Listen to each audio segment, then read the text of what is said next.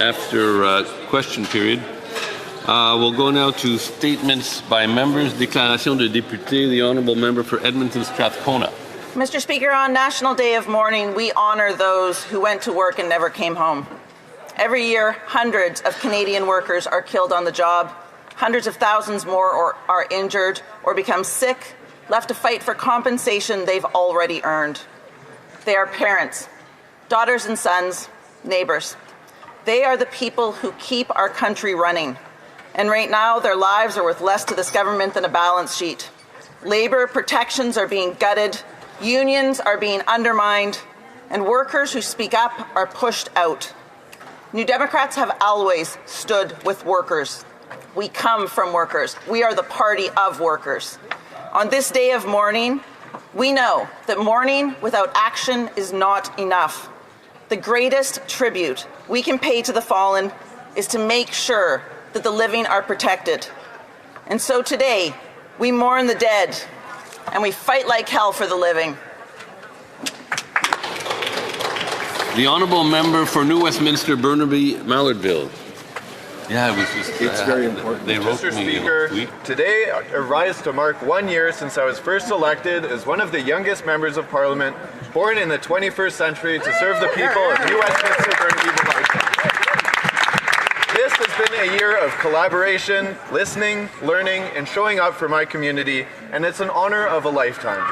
In my riding, I've had the privilege of working closely with families, local organizations, and especially young people. From helping constituents navigating federal services to advancing priorities like reducing the cost of living, this year has been grounded in service. I constantly hear about the challenges facing youth, particularly around mental health. That's why I've been proud to support the Building Safer Communities Fund to ensure people feel supported and that they are not alone. This year, $1.25 million in federal funding will help nearly 250 young people gain real experience right in my community. This work has been guided by the leadership of our Prime Minister, whose vision continues to inspire us to deliver for Canadians. 1 year in, this is only the beginning. Thank you.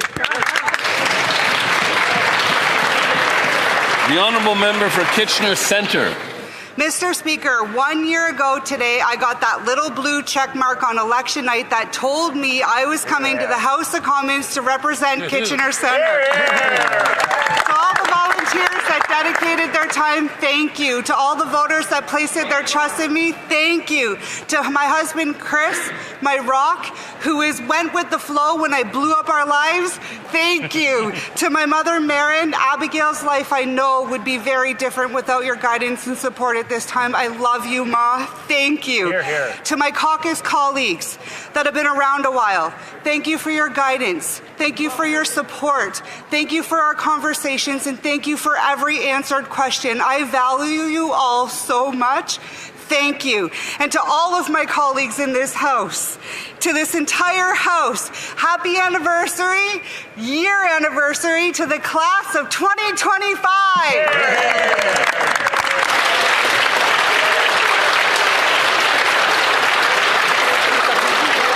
The honourable member from Milton East, Halton Hills South.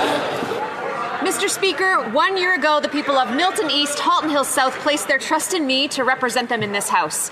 It's an honour I carry proudly every day. In that time, we've delivered real results. We've secured $2.9 million for affordable housing in Georgetown, and we're just getting started. And through Canada Summer Jobs, we increased opportunities for young people by adding 100 positions this year, an increase of nearly 85%. I've shown up, I've listened, I've acted, helping residents in Milton and Georgetown navigate federal services and cutting through red tape when it matters most. I'm so grateful for the support of my family, my community, my wonderful staff, my fabulous colleagues, and for the leadership of our Prime Minister, who's focused on bringing Canadians together, uniting people across regions and across party lines. 1 year in, there's still so much more to do. I will keep working every day to deliver for Georgetown and Milton. Thank you, Mr. Speaker. The honourable member for Edmonton Griesbach. Mr. Speaker, I chose Edmonton as my home more than 40 years ago. It's a great city, friendly, full of honest, hard-working people. But lately, Edmonton is struggling. People are afraid to ride city trains and buses. Many are afraid to go downtown. They read about violent crime. They see used needles in the streets. It's all because this great city is plagued with a drug epidemic. We've had 613 drug poisoning deaths just from January 1st to the end of November 2025. Fentanyl is the killer. Last year it accounted for 75% of opioid deaths compared to just 15% in 2024. Clearly, the Liberal supervised drug consumption sites do not work. People don't need a place to do drugs, they need a place to get off of drugs. Instead of consumption sites, we need to help those struggling with addictions to get off the streets, get off the drugs, and become productive members of society. Excellent. L'honorable député de Compton. The Honourable Member for Compton Stansted. Mr. Speaker, it's been 1 year since my election. I'd like to sincerely thank the people of Compton Stansted. Representing them in Ottawa is an honour that I will continue, an honour that I will continue to uphold with conviction. Many others also shared this conviction. 1 year ago, all Canadians made a clear choice to move forward with a results-focused team. And now, 1 year later, those results are there. Concrete help with the cost of living, major projects, agreements for market diversification, and much more. Of Compton Stansted for placing their trust in me. I remain committed to representing them with conviction and deep pride. Merci, Monsieur le Président. The Honourable Member for Algonquin-Renfrew-Pembroke. Mr. Speaker, once again we see the Prime Minister taking a page from President Trump's playbook. It's not enough for him to sign fake executive orders or hype a memo and call it a trade deal. Now he's importing an American-style sovereign debt fund to enrich his friends. Norway and Kuwait use their national oil revenues to fuel a sovereign wealth fund. Unless these Liberals plan to steal resource revenues from the provinces, the only thing feeding this fund is more debt. Another Crown corporation just means more bureaucracy. This is the same failed approach we saw with the Infrastructure Bank and the Trudeau Growth Fund. They give corporate welfare to well-connected Liberals to build solar panels while Canadian energy bills go up. Under this Brookfield government, corporations can claim an investment tax credit for spending a government grant. Which former colleague or friend will the Prime Minister appoint this time? The Honourable Member for Mississauga Lakeshore. Mr. Speaker, I rise today to recognize Canadian Military Intelligence Day on the Hill. The service provided by members of Canada's Military Intelligence Association is critical. Since 1948, they monitor adversaries and protect us against potential crisis. Each day, more than 3,500 uniformed and civilian intelligence professionals enable the Canadian Armed Forces and Department of National Defence to stay abreast of evolving threats, to act with strength and with confidence.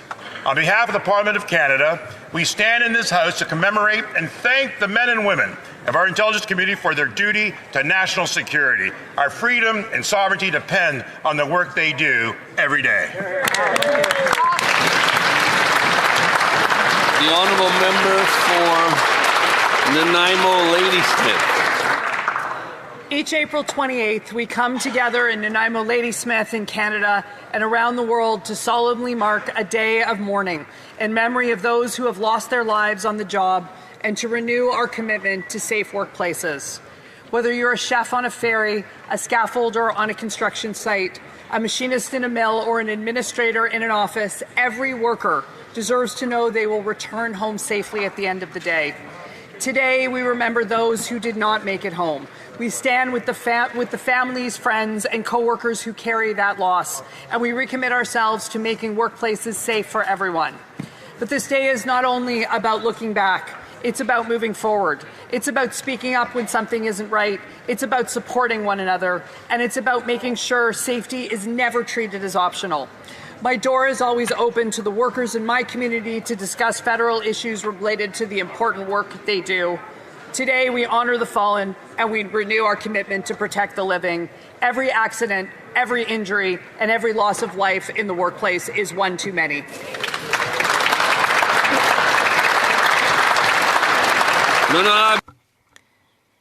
The Honourable Member for Pierre Boucher les Patriotes Verchères. Mr. Speaker, I rise to congratulate an organization in my riding, the Contrecoeur Hunting and Fishing Association. It's turning 50 years old.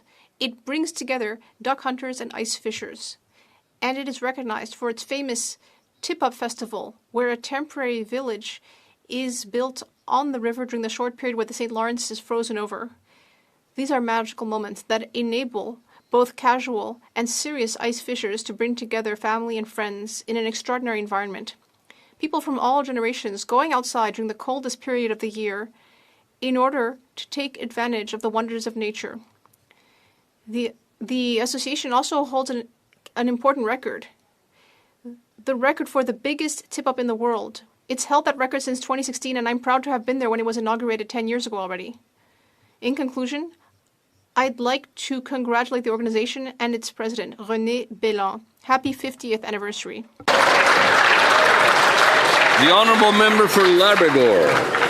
Mr. Speaker, today I rise with gratitude to mark 1 year since I was elected to serve the people of Labrador, an honour I carry every day. Since forming government a year ago, we've made meaningful progress on the priorities that matter most to Labradorians. In that time, we've strengthened search and rescue capacity and secured critical generational investments for Five-Wing Goose Bay. We've also expanded funding through the Inuit Child Youth Initiative and Jordan's Principle, all while advancing affordable housing and supporting families who are facing the pressures of the rising cost of living. The actions we have taken are delivering real, tangible results for communities across Labrador. I'm especially proud that this work has been grounded in partnership, working closely with Indigenous leadership, local municipalities, businesses, and community organizations. Mr. Speaker, 1 year in, we're just getting started. I remain committed to building a stronger, more prosperous Canada for the people of Labrador. Thank you, Honorable Député de Beauce. The Honourable Member for Beauce. Mr. Speaker, the Liberal Prime Minister was elected on the promise of doing something about American tariffs. But 1 year later, not only it's not fixed, but they've doubled. Yesterday, we learned that South Shore Furniture in Sainte Croix is shutting down after 86 years of existence, which represents a loss of 126 jobs. And this is mainly because of the unjustified U.S. tariffs. In Beauce, our economy is connected to the U.S. economy. And that is a strength and makes our region an economic lever for Quebec and Canada. But the Prime Minister has called our relationship with the U.S., our biggest trade partner, he has called it a weakness. This week at committee, we learned that the Liberal government has held no negotiations with the U.S. over the last 7 months. People in Beauce and our businesses are asking for something to be done about the U.S. tariffs. Otherwise, we will lose even more jobs. The Honourable Member for Hamilton Mountain.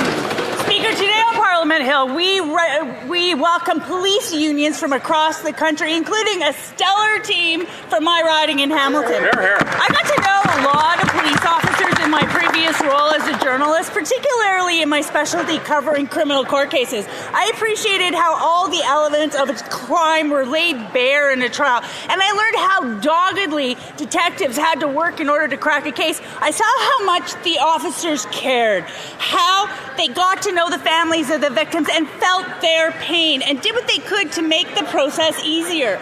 Police officers have truly difficult jobs, but they do it with dedication, and on their off days, they're typically raising money for causes or raising awareness about harms. We must ensure that police officers have the tools and resources they need to fulfill their mandates to keep our communities strong and safe, and we should thank police loudly and often for their vital work. Hear, hear. The Honourable Member for Haldimand Norfolk. 1 year ago, this Prime Minister promised Canadians affordable groceries. Since then, Canada has become the food inflation capital of the G7.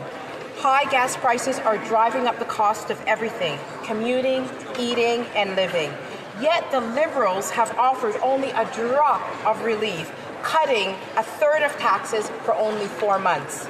Meanwhile, families in Haldimand Norfolk pay more because they travel farther for work, for groceries, and for services. They depend on their vehicles and shouldn't be punished for their rural lifestyles. Conservatives are calling on this government to remove all federal fuel taxes, the excise tax, the GST on gas and diesel, the industrial carbon tax, and the fuel standards tax. This would save Canadians an additional 15 cents per litre. Enough speeches and rhetoric. It's time to stop taxing Canadians and to start lifting them up. L'honorable député de The Honourable Member for Saint-Boniface Saint-Vital. Mr. Speaker, a year ago, I had the immense privilege of being elected to represent the people of Saint-Boniface Saint-Vital. And today, I still feel that it is a great honour. Since then, we have made concrete progress, more accessible housing, investments for our businesses and to create good jobs, and measures to help families with the cost of living. And beyond the announcements and results, what really matters for me is to be there, listening to people on the ground. Whether by helping someone navigate federal services or by carrying our community's voice in Ottawa. I would like to recognize the leadership of the Right Honourable Prime Minister, who is enabling us to have real results for our communities. This is just the beginning. I remain deeply committed. The Honourable Member for Oxford. Mr. Speaker, this Prime Minister is proving to be just another tax and spend Liberal. He promised to spend less. Instead, he doubled the deficit, spending more than Justin Trudeau. His credit card budgeting is fueling inflation and driving the cost of living. And that's hurting Canadians. More than half are just $200 away from bankruptcies. Groceries cost more, gas costs more, housing costs more, and families are maxing out their credit cards just to get by. Under this Liberal Prime Minister, we have the worst food inflation, the worst household debt, the worst housing costs, and the second highest unemployment rate in the G7. Canadians can't afford this Liberal government. They must stop their wasteful spending, bring down the deficits to lower taxes and inflation so Canadians can once again afford to live. The Honourable Member for Halifax. Speaker, today I rise to mark 1 year since I was first elected to serve the people of Halifax.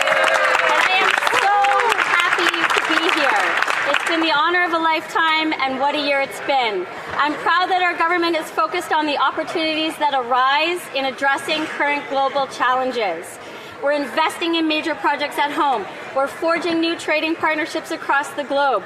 We're securing our sovereignty and our economic resilience, and we're doing so in a way that allows us to continue with our environmental and climate objectives. Hear, hear. At the same time, we're ensuring support for Canadians who need it the most. We're responding to the rising cost of living by cutting taxes and launching affordability measures like the Canada Groceries and Essentials benefit, all while maintaining the many other social supports that people depend on. We've shown up, listened, and acted. Whether through nation-building projects or local targeted support, this year has been building a stronger Canada. I'm so proud to be part of this team, grateful to my family, friends, and supporters. Happy first anniversary to all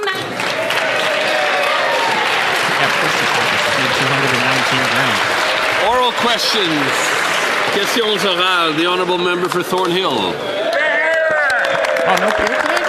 Red ink is flowing here in Liberal Ottawa as the government puts the final touches on today's fiscal update. The Prime Minister's promise to spend less money quickly turned into a pledge to load up the taxpayer credit card and blow right past the limit. He couldn't even stay remotely close to the $31 billion left over by the last Liberal fiscal disaster. In fact, he actually doubled it. So will he end this costly credit card budgeting, cut spending, or at a minimum cap the deficit at the already reckless $31 billion the last guy left behind? The Honourable Minister responsible for Canada-US trade. Mr. Speaker, we certainly appreciate our colleagues' enthusiasm about the upcoming spring economic update. She paints a picture which is negative and inaccurate. That's right. The good news, Mr. Speaker, is in less than an hour, she will be enlightened by the good economic news, the effective spending controls our government has brought in, and the investments we're making to build a truly competitive national economy, diversify our trading partners, and build big once again. Good news is on the way, sir. The honourable member for Thornhill. Canadians will drink all that Kool-Aid because they spent more and things actually got worse. A decade of Liberal deficits, and Canadians have the worst grocery inflation, the highest household debt, the worst housing costs, and the second highest unemployment in all of the G7. On top of all of that, Liberal ministers got rich and Canadians got the bill. And these holdover ministers still haven't learned that you can't borrow your way to prosperity. So, Mr. Speaker, I'll ask again, how much more do Canadians have to pay before this government learns to live within its means? The Honourable Minister. Again, Mr. Speaker, we're very pleased that our colleague is able to use the same tired lines that they've been using for months and months. It's great to hear the 8-track, Mr. Speaker, but Mr. Speaker, good news is on the way. And in less than an hour, my colleague, the Finance Minister, will share this good economic news, and perhaps our colleague will be disappointed that the tired talking points that she's been using for the last number of months suddenly will be no longer relevant, and she can celebrate the great economic performance of Canadians and of Canada. The honourable member for Calgary East. It's hard to believe, but this Liberal Prime Minister makes Justin Trudeau look like a penny pincher. After saying he would spend less, he doubled his deficit and added $90 billion in new spending. More debt, more costs, more taxes, more spending, same old Liberals. And while adding to the nation's credit card, Canadians are putting their own bills on their personal credit cards. Will this Liberal Prime Minister end his costly credit card budgeting so Canadians can finally afford to live? The Honourable Minister. Mr. Speaker, our colleague properly raises the issue of affordability and cost of living. It's something that I know every member of this House is concerned about because Canadians are concerned about it. But again, Mr. Speaker, in less than an hour, my colleague, the Finance Minister, will be in this House talking about the important measures that our government has taken, will take, and will continue to take to support Canadians in the very real concerns around the cost of groceries, the cost of fuel, the cost of living. Our government's there for Canadians. Yep. The honourable member for Calgary East. Mr. Speaker, in an hour, we're going to find out just how expensive Liberal good news really is. And it's these massive deficits that we're probably going to see in the next hour. The same massive deficits that mean inflation today and higher taxes tomorrow. The cost of government has driven up the cost of living. 2.2 million Canadians are going to a food bank in a single month because this government gave Canadians the highest food inflation in the G7 and the highest household debt. Will this Liberal Prime Minister commit to capping the deficit at no more than the already reckless $31 billion Trudeau gave? The Honourable Government House Leader. Mr. Speaker, thanks to my honourable friend, who is the finance critic, it must be said, for the official opposition. They keep talking about this inflationary spending. Well, first of all, inflation is in the target zone of the Bank of Canada, has been for some time, and we have yet to see, maybe the finance critic could help us out here, a list of proposed cuts. What do they define as inflationary spending, and how do they propose to withdraw that from the people who benefit, like our seniors, for example? Where is the list? What is it? The finance critic. The Honourable Député. The Honourable Member for Charlesbourg, Haute-Saint-Charles. Mr. Speaker, the Liberal government will present its economic update this afternoon. The Prime Minister promised to spend less, but he has doubled the deficit. He also promised to make cuts to the civil service, but he has increased bureaucracy by 7%. In Quebec, 40% of seniors are living on just over $20,000 a year. Meanwhile, monthly rent for long-term care rent has risen to $4,000 a month. When will the Liberal Prime Minister stop running deficits so our seniors can finally have some breathing room?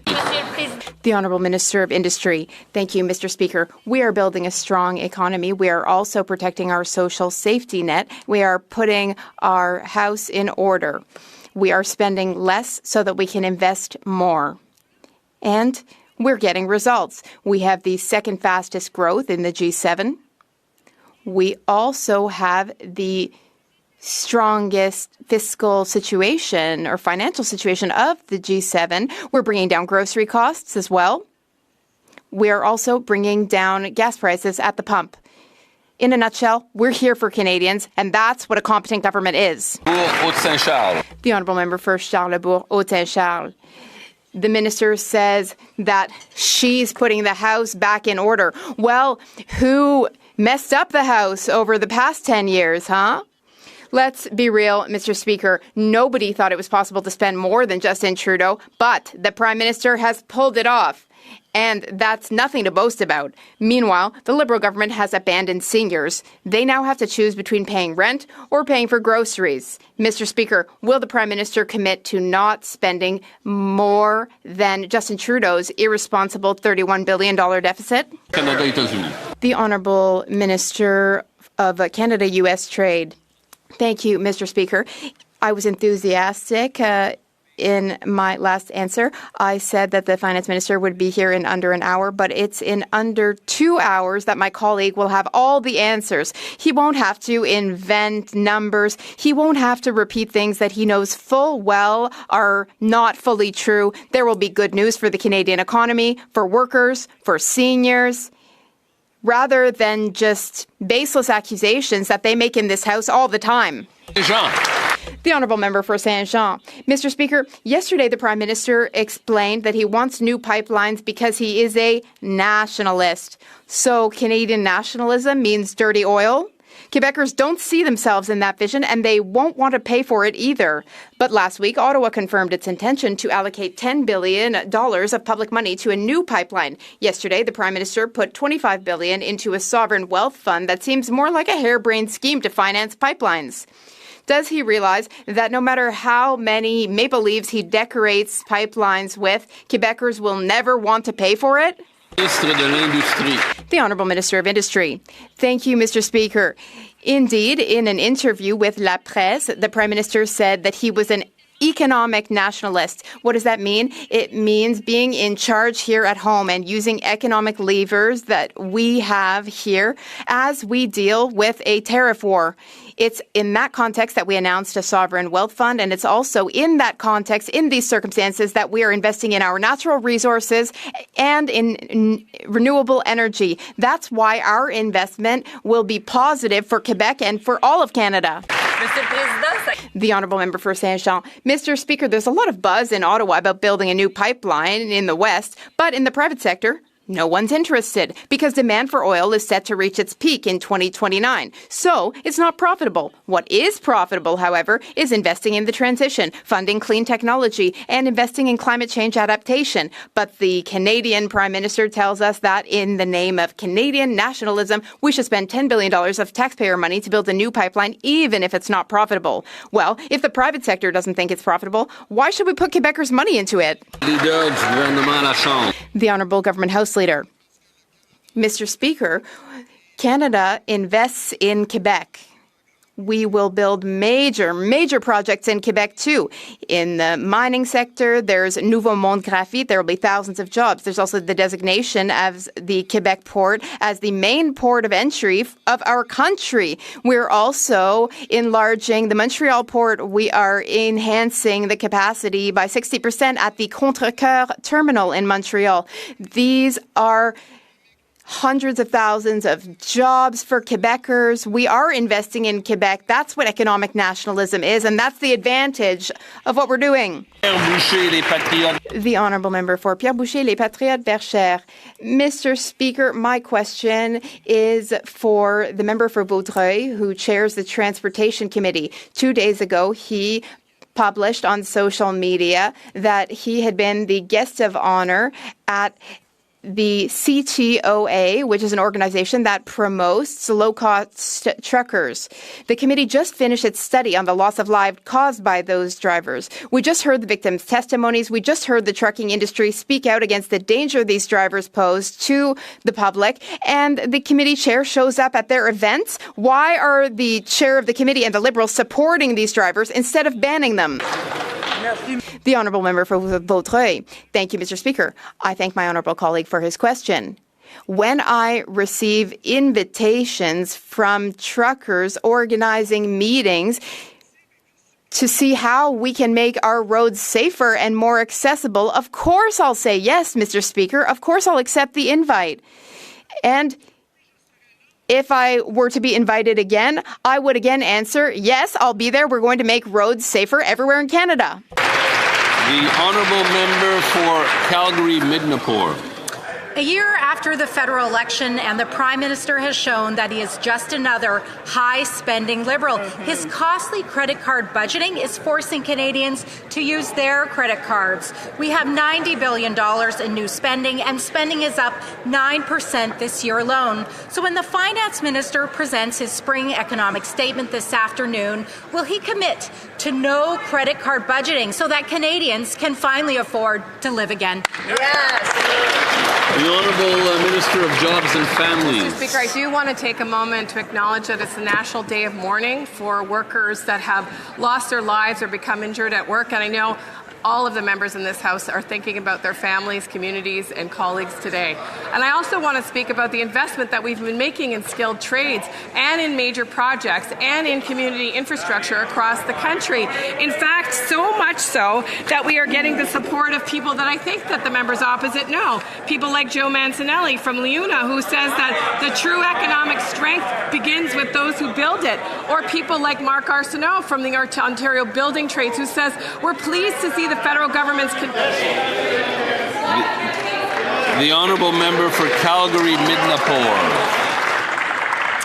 As a former governor of the Bank of Canada, the Prime Minister should know that fiscal discipline is non-negotiable and that deficits undermine investor confidence and harm Canadian workers. Conservatives are asking the Liberals to stop their credit card budgeting and to show some fiscal restraint. So when the Prime Minister presents his spring economic statement this afternoon, will he commit to a deficit of no greater than $31 billion for the sake of Canadians? The Honourable Minister of Jobs and Families. Mr. Speaker, I speak with workers across this country, as all members of this House do, and what I hear them say is, we want you to invest in our success. We want you to invest in the great jobs of today and tomorrow. We want to make sure that we can access the skills training through things like the union training investment that we have been providing to unions, ensuring that we can attract and retain skilled trades workers to build the major projects and the local infrastructure all across this country. Mr. Speaker, they voted against these measures time and again. They keep voting against workers. Is this a pattern? Are we going to see them continue to vote against the very members out there building up our country? The honourable member for Newmarket Aurora. Mr. Speaker, we are seeing more debt, more spending, more taxes, more of the same, and that is what the Liberals are toasting champagne to today. While Canadians are tightening their belts, the Liberals are celebrating massive deficits, and this is the inflationary spending that will force Canadians to take on more debt and make real sacrifices just to get by. So will this Liberal Prime Minister end his costly credit card budgeting so Canadians can afford to live? The Honourable Minister of Women and Gender Equality. Mr. Speaker, when it comes to affordability, that member voted against every measure we've put forward for Ontarians. Here are the facts, Mr. Speaker. Parents are saving $10,000 per child for affordable childcare. Right. Kids have been receiving 9.8 million meals through a national school food program. Yep. And by the way, Mr. Speaker, we are making it permanent. And Mr. Speaker, we have delivered income support for over 300,000 Ontarians. These are the types of support that member opposite always votes against. And I don't know why she does, because Mr. Speaker, this is how we build Canada strong, by making sure we're making it in a way that is also affordable for Canadians. Nice job. Good job. Honourable member for Newmarket Aurora.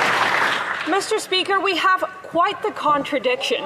We have a Liberal government celebrating bigger deficits and an entire country struggling under them. Canada now faces the worst grocery inflation in the G7, the worst household debt, the highest housing costs, and lineups at the food banks are surging. There's nothing to celebrate about that. When will the Liberal Prime Minister commit to capping the deficit at no more than the already reckless $31 billion that the last guy left behind? The Honourable Minister. Mr. Speaker, we recognize that families are still having challenges. And, Mr. Speaker, families are now going to the pumps. They're saving 10 cents per litre thanks to our government. We're also ensuring that when they're buying groceries and essentials through the Canada Groceries and Essentials benefit, they're receiving an average of $1,900 per month to ensure that they can help Canadians, Mr. Speaker. They're also going to save up to $10,000 for childcare. We're going to ensure we're doing everything we can to make life more affordable while also investing in Canadians, providing more jobs, and, of course, building our strong country. Thank you so much. Honourable member for Lakeland. This Prime Minister promised to spend less, but a year in, he spent $90 billion more. Who thought Trudeau could be outspent? Well, his former advisor, this PM, said, watch me, and double his deficit. Deficits drive inflation and higher credit card, grocery, and mortgage bills here at home. Deficits, taxes, and red tape cause the worst food inflation in the G7. With high housing costs, high food bank use, and a jobs crisis for young Canadians, when will this self-identified European PM stop his high-spending, high-flying lifestyle that everyone else pays for so Canadians can have a high quality of life? The Honourable Minister of Energy and Natural Resources. Mr. Speaker, these members claim they care about affordability, but they voted against the tax cut for 22 million people. They voted against the groceries and essentials benefit. They voted against $10 a day daycare. I could keep going, Mr. Speaker. We have nothing to learn from them about affordability. Nothing. Honourable member for Lakeland. This government has made it so Canadians can't afford essentials, and experts say Liberal red tape, get this, is worse for Canada than Trump's tariffs. Business say Liberals must cut their own red tape for investor confidence so proponents can build. The PM says Canada is in a crisis, but won't match U.S. emergency timelines, put 2-year reviews actually in the law, or even define Canada's national interest. Here at home, it takes over 2 years to approve a domestic natural gas line expansion and 20 years to do a mine, and these Liberals say we're not grateful enough. If the PM says Canada is in a crisis, when will he scrap his costly credit card budgets so Canadians can compete? The Honourable Secretary of State for Financial Institutions. Mr. Speaker, on this side of the House, we're going to build the strongest economy in the G7, best fiscal position in the G7, second fastest growing economy in the G7, ahead of Italy and Germany. Wow. Just yesterday, our Prime Minister announced the Sovereign Wealth Fund, which will spark massive investment by Canadians in Canada. In an hour and a half, our Finance Minister is going to table the Spring Economic Update to continue our historic growth. It's time for that side to get off the sidelines, help us build Canada strong. Thank you. The Honourable Member for Cambridge. Mr. Speaker, Canadians were promised restraint. Instead, they got more Liberal overspending, more debt, higher costs, more of the same. This Prime Minister didn't change course from Justin Trudeau. He doubled down, doubling the deficit, and according to the independent budget watchdog, sending nearly 2/3 of new spending into day-to-day operations and a growing bureaucracy. Not real investment. Those choices are hurting Canadians' daily lives. The cost of living has skyrocketed, food bank use is rising, and more households are maxing out credit cards just to afford groceries. After blowing past Trudeau-era spending and deficits, who does this Prime Minister think pays the bill? The Honourable Secretary of State for Sport. Mr. Speaker, why doesn't the member be honest with her constituents and tell them exactly what she's willing to cut in order to achieve her very irresponsible plans, Mr. Speaker? Why don't we start with dental care? Or in Cambridge, we've got 11,355 members of that community accessing the Canadian Dental Care Plan, Mr. Speaker. That's 11,355 people who visited a dentist and had an opportunity to get their teeth fixed last year. What about the Canada Child Benefit, Mr. Speaker? In Cambridge alone, 19,621 kids are having a better life and a better start because of the Canada Child Benefit, all programs she's willing to cut for her reckless agenda. The Honourable Member for Gaspésie, Les Îles de la Madeleine, Lissy-Gouche. Mr. Speaker, since April 1st, the federal government has been unnecessarily slowing down the hiring of temporary foreign workers. Businesses are now required to advertise a position for 8 straight weeks without finding a candidate, rather than just 4 weeks, as it used to be, before they can begin the process of hiring or renewing a temporary foreign worker. Mr. Speaker, outside of major urban centres, we don't recruit from abroad because it brings us joy. We do it because we absolutely have to. And 8 weeks is 4 weeks too long for no reason. Will the government change the requirement back to 4 weeks? The Honourable Minister of Government Transformation. Thank you very much, Mr. Speaker, and I thank my colleague for his question. We are very aware of Quebec's need for temporary foreign workers, and especially in the regions. That's why on April 1st, we made it such that as soon as a request is sent, it's possible to extend a worker's permit for a year. That measure is specific to Quebec. It meets Quebec's needs. And on the other side of the House, on the Conservative side, actually, they would cancel or cut the entire temporary foreign worker program, which would be very harmful to Quebec and to all of Canada. The Honourable Member for Gaspésie, Les Îles de la Madeleine, Listigouche. Mr. Speaker, extending the waiting period for hiring or renewing temporary foreign workers from 4 weeks to 8 will result in companies missing the deadline. The regulatory change that took effect on April 1st will prevent our companies from getting contracts signed. There is an urgent need to revert to a 4-week waiting period. Otherwise, the federal government's new measure will hurt Quebec's economy. And it will hurt even worse in the regions. Why not go back to a 4-week period instead of unnecessarily and harmfully delaying the recruitment of workers? Ministre. The Honourable Minister. Thank you very much, Mr. Speaker. On the contrary, since April 1st, we have offered a tailor-made solution for Quebec. As soon as workers receive a DSP, their working permits are extended by 12 months. This is what Quebec's businesses asked us for. And as for IEMTs, we look forward to working with our colleagues on that matter. The Honourable Member for Louis Saint-Laurent, Akiawenrag. Mr. Speaker, 600,000 seniors in Quebec are currently forced to survive on the GIS alone. 1 in 3 seniors is barely getting by. This is the equivalent of the population of Quebec City, Mr. Speaker. This is for people in Quebec and seniors. At the grocery store over the past year, have things gotten better, more affordable? The answer is unfortunately no, because Canada has the worst food inflation of all G7 countries. And that's been the case for a year since this Prime Minister was elected. So that's what the Liberals have accomplished. The Honourable Secretary of State for Seniors. Quand les conservateurs ont voté contre Conservatives, in voting against the budget, they voted against old age security and the guaranteed income supplement. We have a New Horizons for Seniors program. There's also a credit for personal support workers, but they voted against that. And they also voted against dental care.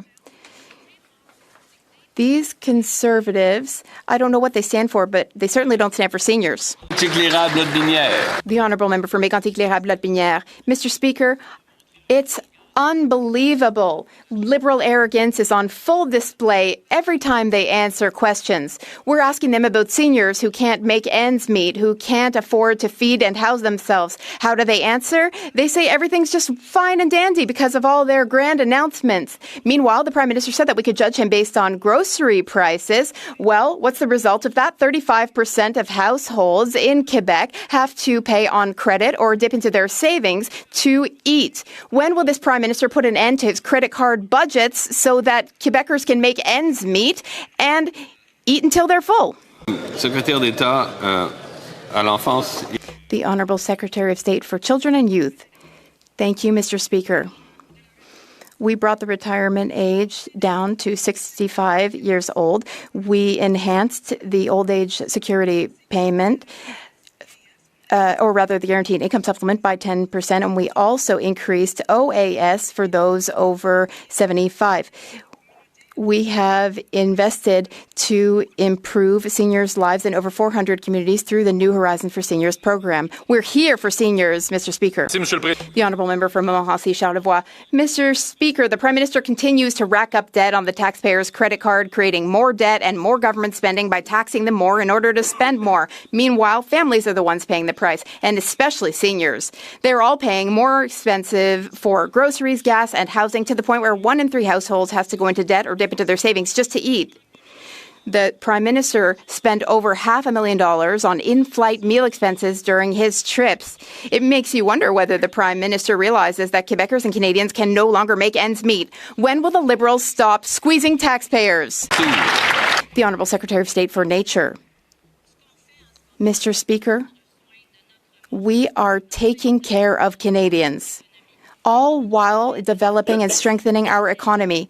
We are taking care of people, we are taking care of seniors, and what that means is a grocery benefit which goes directly to them into their pockets so that they can deal with the rising cost of groceries. Next, the Canada Dental Care Plan. Well, good oral health is important for good health. That's another way we're supporting seniors. We have so many measures to directly support and help seniors. Thank you, Mr. Speaker. We're here for seniors. The honourable member for Portneuf-Jacques-Cartier. Well, they seem to be delusionary. This Liberal government, Mr. Speaker, needs to stop living in a fantasy world and realize that the cost of living is crushing Canadian citizens every day. Furthermore, our seniors who built this country are now suffering in their retirement. Our seniors aged 65 years and older deserve more respect. Can this Prime Minister stop strutting around abroad, stop racking up the deficit on our credit card, and finally show respect for all seniors by giving them hope? The Honourable Parliamentary Secretary. Thank you, Mr. Speaker.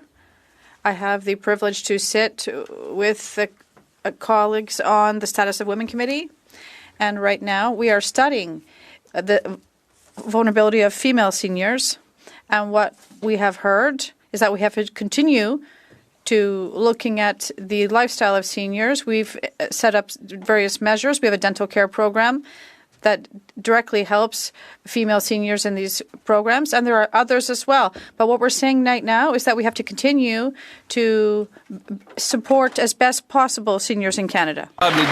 The Honourable Member for Beauce.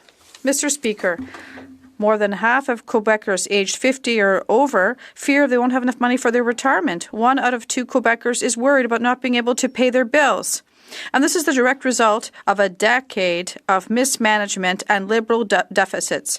The economic update is today, and unfortunately, it's once again our seniors who will have to foot the bill. Mr. Speaker, will the Prime Minister stop running up Canadians' credit card debt? Yes or no?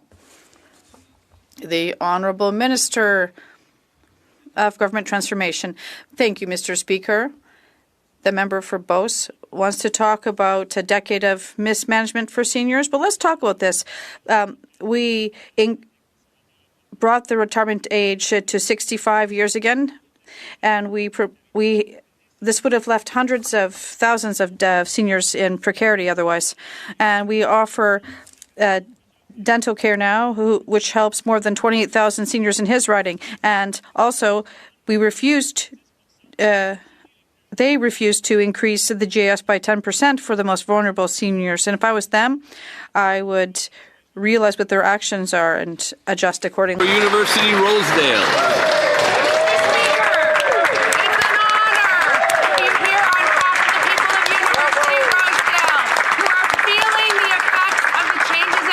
Market as supply expands and rents come down, Mr. Speaker.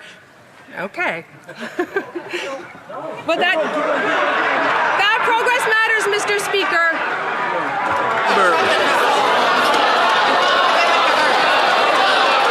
The member may start from the top.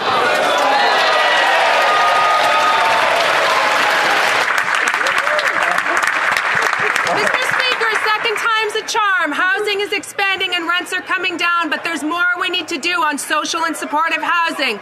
Will the Minister of Housing tell us more about what Build Canada Homes is going to do to expand access to social and supportive housing for Canadians? Thank you. Yes.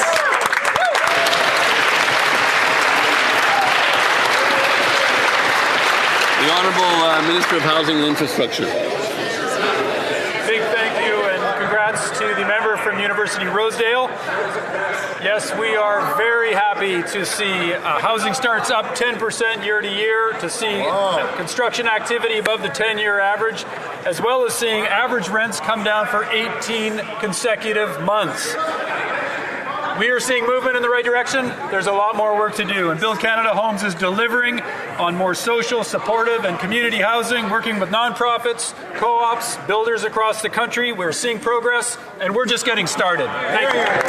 The Honourable Member for Dufferin-Caledon. From 1867 to 2015, 148 years, Canadian governments accumulated a certain amount of debt. Over the last 11 years, this Liberal Prime Minister and Justin Trudeau, they doubled it. They doubled the entire national debt in 11 years. This now means we pay more interest on the debt than we do in healthcare transfers. There will be an economic update today. Are these Liberals really going to celebrate another massive increase into the debt that our children and grandchildren will have to pay off? The Honourable Secretary of State for Labour. Mr. Speaker, I know the hardworking men of the Toronto Police Service and other police associations are here in Ottawa today, and I want to thank them for their service. Mr. Speaker, we're spending less to invest more. And what we're investing in, Mr. Speaker, is we're building, Mr. Speaker, from LNG in British Columbia to critical minerals in the prairies, to nuclear and transit in Ontario, to ports and trade corridors in Quebec, Mr. Speaker, to the offshore energy in Atlantic Canada, from Newfoundland to BC, Mr. Speaker. We're building across this country. Together, we are going to build a Canada strong for all. The Honourable Member for Dufferin-Caledon. We're spending less to invest more. That's kind of the thing your crooked accountant tells you when all your money's gone missing. And this is exactly what they kind of do. They make up words and phrases to cover up for the fact that they've doubled the national debt. Yeah, they're shouting because they don't like it. 148 years to accumulate a certain amount of debt, 11 years of these guys running things, and they more than double it. The result is our children and grandchildren are mired in debt. And all their investments, then why is it the least affordable country we've had in the history of Canada? These investments clearly are not working. The Honourable Secretary of State for Labour. Speaking from experience, but look, the Conservatives cannot stand up and say they support Canadians while voting against the supports Canadians rely on, Mr. Speaker. They have opposed tax release. They voted against it every opportunity. They vote against childcare. They vote against dental care, Mr. Speaker. And they voted against all measures to support costs of living. Mr. Speaker, you cannot oppose it all, then you claim to support it. They cannot have it both ways. The Honourable Member for Edmonton Northwest. Brian Kingston, president of the Canadian Vehicle Manufacturers Association, took a moment to say in Canada, there's clearly a disconnect between statements and implementation. The longer this goes on, with no resolution on U.S. tariffs, it will have real implications for investments in this country. The only thing the Liberals have invested in is more costly bureaucracy. They are using Canadians' own taxpayer money to fuel deficits larger than Justin Trudeau's. So when will this Liberal Prime Minister take a moment to end his costly credit card budgeting so that Canadians can afford to live? The Honourable Minister of Industry. Canada strong, and that is exactly why we have the second highest growth of the G7 and also the best fiscal position of the G7. All that while dealing with unjustified and illegal tariffs on the part of the American administration. All that while our workers in the auto, steel, aluminum, and also forestry sectors are affected. We know the manufacturing sector is impacted by the tariffs. We're making sure to put money on the table to help these workers, help these businesses, and we'll continue to do that because this is exactly what this government needs to do right now. That's it. The Honourable Member for Edmonton Northwest. Everyday Canadians don't have time to worry about what the G7 or IMF says. At this moment in time, we have record youth high unemployment. At this moment in time, we have record lineups at food banks. At this moment in time, Liberals want to waste $1 billion on a gun grab that nobody wants. At this moment in time, Canadians have the highest household debt in over $3 trillion. Well, at this moment, we are at year 11 of record Liberal deficits. So when will this Liberal Prime Minister commit to capping the deficit at the reckless $31 billion left by Justin Trudeau? The Honourable Parliamentary Secretary to the Minister of Finance. One thing Canadians can count on, which is that the pessimism of the Conservative Party will never infect the members on this side of the House. You know why? Because we'll never apologize about being optimistic about Canada's future. That's what we're here. That's why we're here in government, to build Canada strong. And just shortly, under an hour, the Minister of Finance will give a progress report on our plan to build a stronger economy. There are signs of progress. The International Monetary Fund says we have the strongest fiscal position in the G7. That doesn't happen by accident, Mr. Speaker. The Honourable Member for York Centre. Speaker, nobody thought it was possible to outspend Justin Trudeau. But this Liberal Prime Minister doubled Justin's deficit. He's putting the nation's bills on a credit card. Canadians will be paying off his debts for generations. I thought he was an economist. Deficit spending leads to inflation. A quarter of Canadians are skipping meals. Will this Liberal Prime Minister stop swiping the nation's credit card so Canadians can afford to live? The Honourable Minister of Artificial Intelligence and Digital Innovation. Mr. Speaker, in about an hour, the Finance Minister will give very good news for that member. But instead of just this negativity, let me give some facts. Facts. Wages are growing twice as fast as inflation. Fact. Canada has the highest credit rating in the world. Fact. We lowered taxes for 22 million Canadian. Fact. We invested $6 billion in the auto sector. Fact. Conservatives do not support investing in Canadians. Fact. This government does, and we're just getting started. The Honourable Member for York Centre. Speaker, the only people doing well are people connected to Brookfield. Imagine, instead of leaving kids with an inheritance, you leave them off to pay your debts. That's what this Liberal Prime Minister is doing to generations of Canadians. In his first year, operating spending is up 9%. Enough already. We can't handle the taxes, we can't handle the inflation, and we can't continue to borrow like this. Will the Prime Minister stop maxing out our nation's credit card? Honourable Secretary of State for Sport. Thanks very much, Mr. Speaker. You know what the good people of York Centre don't have to put on their credit card? Their dental bills. In fact, 11,147 people do not need to pay out of pocket for their dental care because they signed up for the Canadian Dental Care Plan, Mr. Speaker. I'll say it again, 11,147 just in York Centre alone. In addition to that, Mr. Speaker, 27,665 kids. 27,665 kids benefit from the Canada Child Benefit. All programs the Conservatives are willing to cut to achieve their reckless agenda. Member for Algonquin, Renfrew, Pembroke. Mr. Speaker, Liberal spending is out of control. Liberal overspending means higher inflation today and more taxes tomorrow. The money isn't getting to Canadians who need it. It's going to well-connected Liberal companies and corporate welfare queens like Brookfield. Mr. Speaker, Canada has the highest grocery inflation in the G7, the worst household debt, the highest housing costs, and second highest unemployment in the G7. Will the Prime Minister, this Liberal Prime Minister, end this costly credit card budget so Canadians can afford to live? The Honourable Mr. Speaker, Parliamentary Secretary to the Minister of Finance. More concerned with conspiracy theories than the truth. This is the problem with the pessimistic politics of the Conservative Party, is that it doesn't correspond with the truth. The truth is there are signs of progress. There's very clear signs that our plan to build a stronger economy is working. We see generational investments coming to fruition throughout our country, building industries, creating opportunities for workers. We see wages outpacing double the pace of inflation. We see Canada projected to have the second strongest growth in the G7, and we see foreign direct investment at levels that we haven't seen in 20 years. The Honourable Member for Aurora Oak Ridges, Richmond Hill. Mr. Speaker, the Prime Minister is just another tax and spend Liberal specializing in costly credit card budgeting. Canada now faces the worst grocery inflation, the worst household debt, the highest housing costs, and the second highest unemployment in the G7. Canadians know you cannot borrow your way to prosperity, Mr. Speaker. More debt, more costs, more spending, more taxes, more of the same.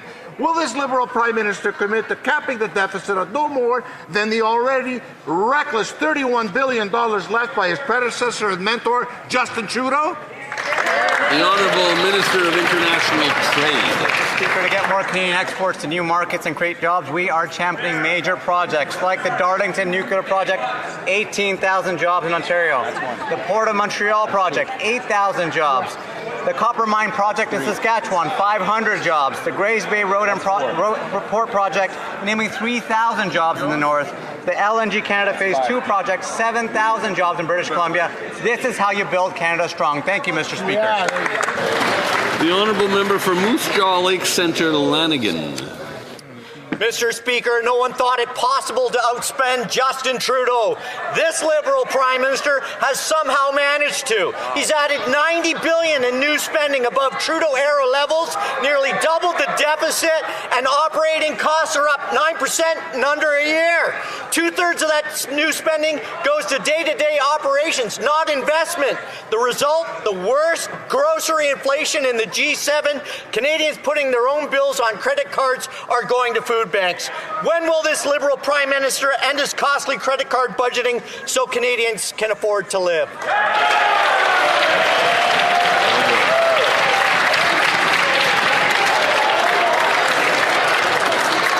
The Honourable Secretary, the Honourable Secretary of State for Rural Development. There we go. Thank you very much, Mr. Speaker. More good news for Saskatchewan. Funding for the RCMP Heritage Centre done. SMR research to the University of Regina done.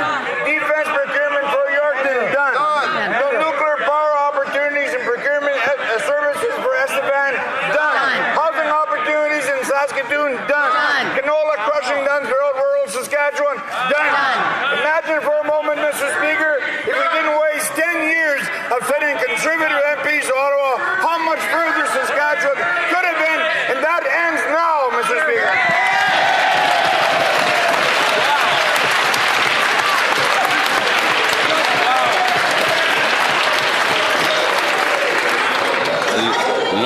The honourable member for Terrebonne.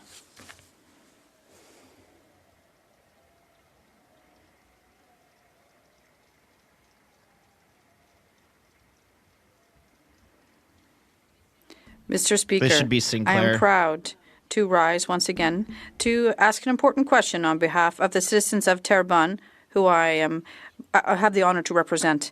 The situation facing businesses in Quebec is far from normal. The global landscape has changed, and we must support our businesses while creating new opportunities. Can the Minister of Industry inform the House of measures taken by the government to protect workers and create jobs in Quebec? The Honourable Minister of Industry. Thank you, Mr. Speaker. And I'm delighted to once again welcome my friend and colleague back to the House, the member for Terrebonne. And we work tirelessly for our workers and companies who are affected by the White House tariffs, and that is why we've announced $63 million in aid for 99 Quebec companies affected by the steel and aluminum tariffs to protect jobs and help these companies to keep their lights on. These are for employees and workers in Terrebonne, Sherbrooke, Repentigny, across Quebec. So I'd like to thank her for her excellent work. The Honourable Member for St. Albert, Sturgeon River. Mr. Speaker, the Ethics Committee has issued a report calling on the Prime Minister to divest himself from Brookfield. Now, the Prime Minister has set up a blind trust, but the problem is that it is not truly blind. And that is because the Prime Minister stands to make millions from stock options and future bonus pay from an investment fund that he personally set up while he was at Brookfield. So, will the Prime Minister finally do the right thing and divest himself from Brookfield, or is he going to defy the direction of the Ethics Committee? The Honourable Government House Leader. Well, of course, Mr. Speaker, the Prime Minister, as we all must, all 343 of us, follows the rules, which are among the strictest in the world. These are rules that the Conservatives put in place under Prime Minister Harper. The Prime Minister has disposed of all his assets in a blind trust. He did so on the day of his election as Liberal Party leader, 5 days before he was sworn in as Prime Minister, and contrast that, Mr. Speaker, with a 22-year run of not having a security clearance, which is the position in which the leader of the opposition finds himself. Painful. The Honourable Member for Barrie South, Innisfil. In a review of the Conflict of Interest Act, the Ethics Committee heard that while the Prime Minister was Trudeau's economic advisor and chair of Brookfield, he set up one of Canada's largest tax-dodging schemes by hiding $5.3 billion in offshore tax havens. Brookfield CEO also confirmed the Prime Minister will make millions from what's in his blind trust by aligning public policy with Brookfield's strategy. The committee recommended that the Prime Minister divest his holdings to ensure that he's acting in the best interests of the country and not his personal self-interest. Will the Prime Minister divest his Brookfield assets to eliminate his conflicts of interest? The Honourable Government House Leader. Mr. Speaker, it is, of course, these are absurd accusations. The Prime Minister, like we all must, all 343 members of this House, we all respect the strictest rules in the world with respect, and these rules were established by the Conservatives under the Harper government. The Prime Minister has put all of his assets in the blind trust when he was elected to the head of the Liberal Party, even before he became Prime Minister. In contrast, the leader of the official opposition has not had a security clearance for 20 years, and he sits in this House. The Ethics Committee also recommended the general application provisions of the Conflict of Interest Act needs to change. That means that a public office holder, including a highly conflicted Prime Minister, can be involved in decisions they benefit from personally, even though they are in conflict. Brookfield COO again confirmed that the Prime Minister will make millions from public policy decisions that align with Brookfield's strategies. Will this Liberal Prime Minister commit today to address this loophole in the law so Canadians have confidence that he's making decisions in the best interest of the country, not his own or Brookfield's? The Honourable Government House Leader. Mr. Speaker, these are, of course, the most spurious bottom-of-the-barrel conspiracy theories and allegations that one is possible to imagine. It is imagined, it is fake, and the members of the opposition who continue with this fantasy tale should be ashamed of themselves. The Honourable Member for Scarborough Southwest.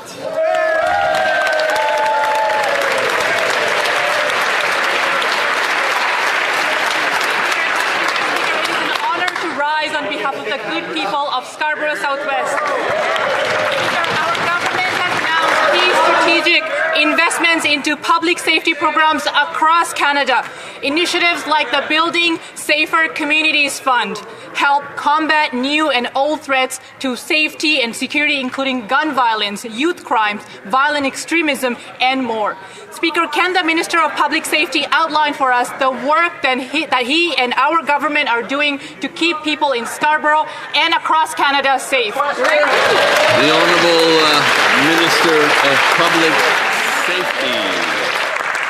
Mr. Speaker, I want to welcome my friend from Scarborough Southwest to this House. Through the Building Safer Communities Fund, we are tackling gun violence, youth crime, and supporting victims through organizations across Canada, including in her riding of Scarborough Southwest. We've also introduced several measures to keep Canadians safe, Mr. Speaker. This includes tougher bail laws, lawful access measures to help police protect Canadians.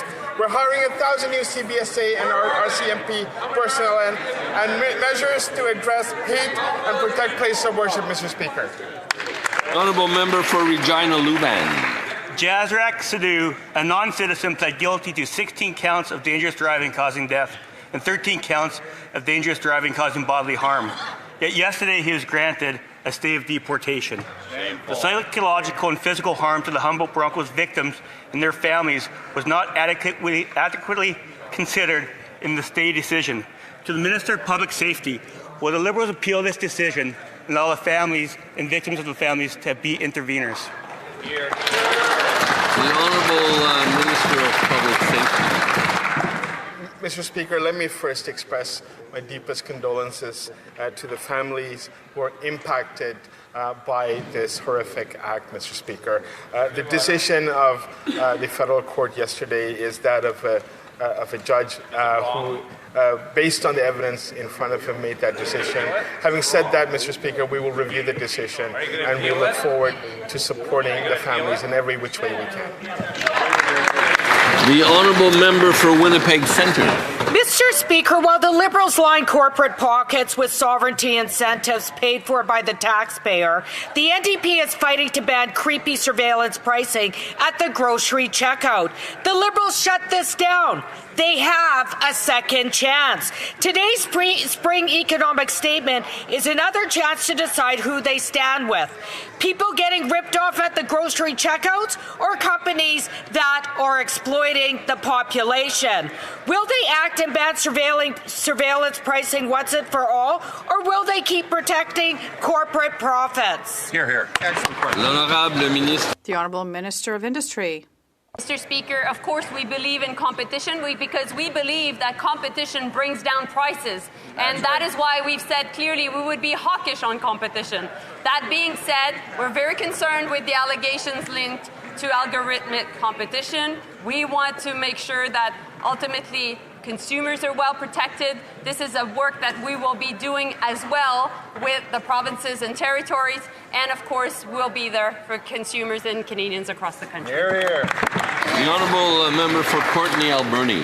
Mr. Speaker, the Prime Minister can't go on TV one day and then claim that the pharmacare is a national a nation-building program for all Canadians, and the next day allow entire provinces to be excluded. Newfoundland and Labrador's health minister says the federal government has closed the door on negotiations. Right now, where you live determines whether you can access essential medications. People are being left out altogether. That is not a national program. It's patchwork.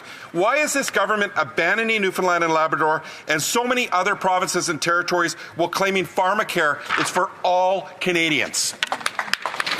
The Honourable Minister of Health. Thank you, Mr. Speaker.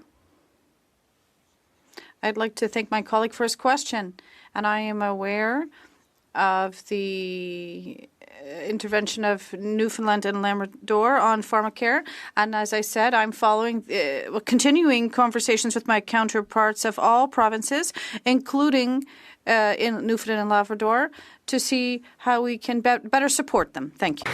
And that ends question period for today. Okay, we're going to be sticking around on this stream. We'll allow the fiscal update set for 4 o'clock. Carney will be entering the House the chamber at 4. All the committees today are usually they're on at like 3:30. They're all off. There's no committees in the afternoon. The next one starts at 6:30, which is what we're watching. We're going to watch Minister LeBlanc and the CEO of the Major Projects Office in a special joint committee.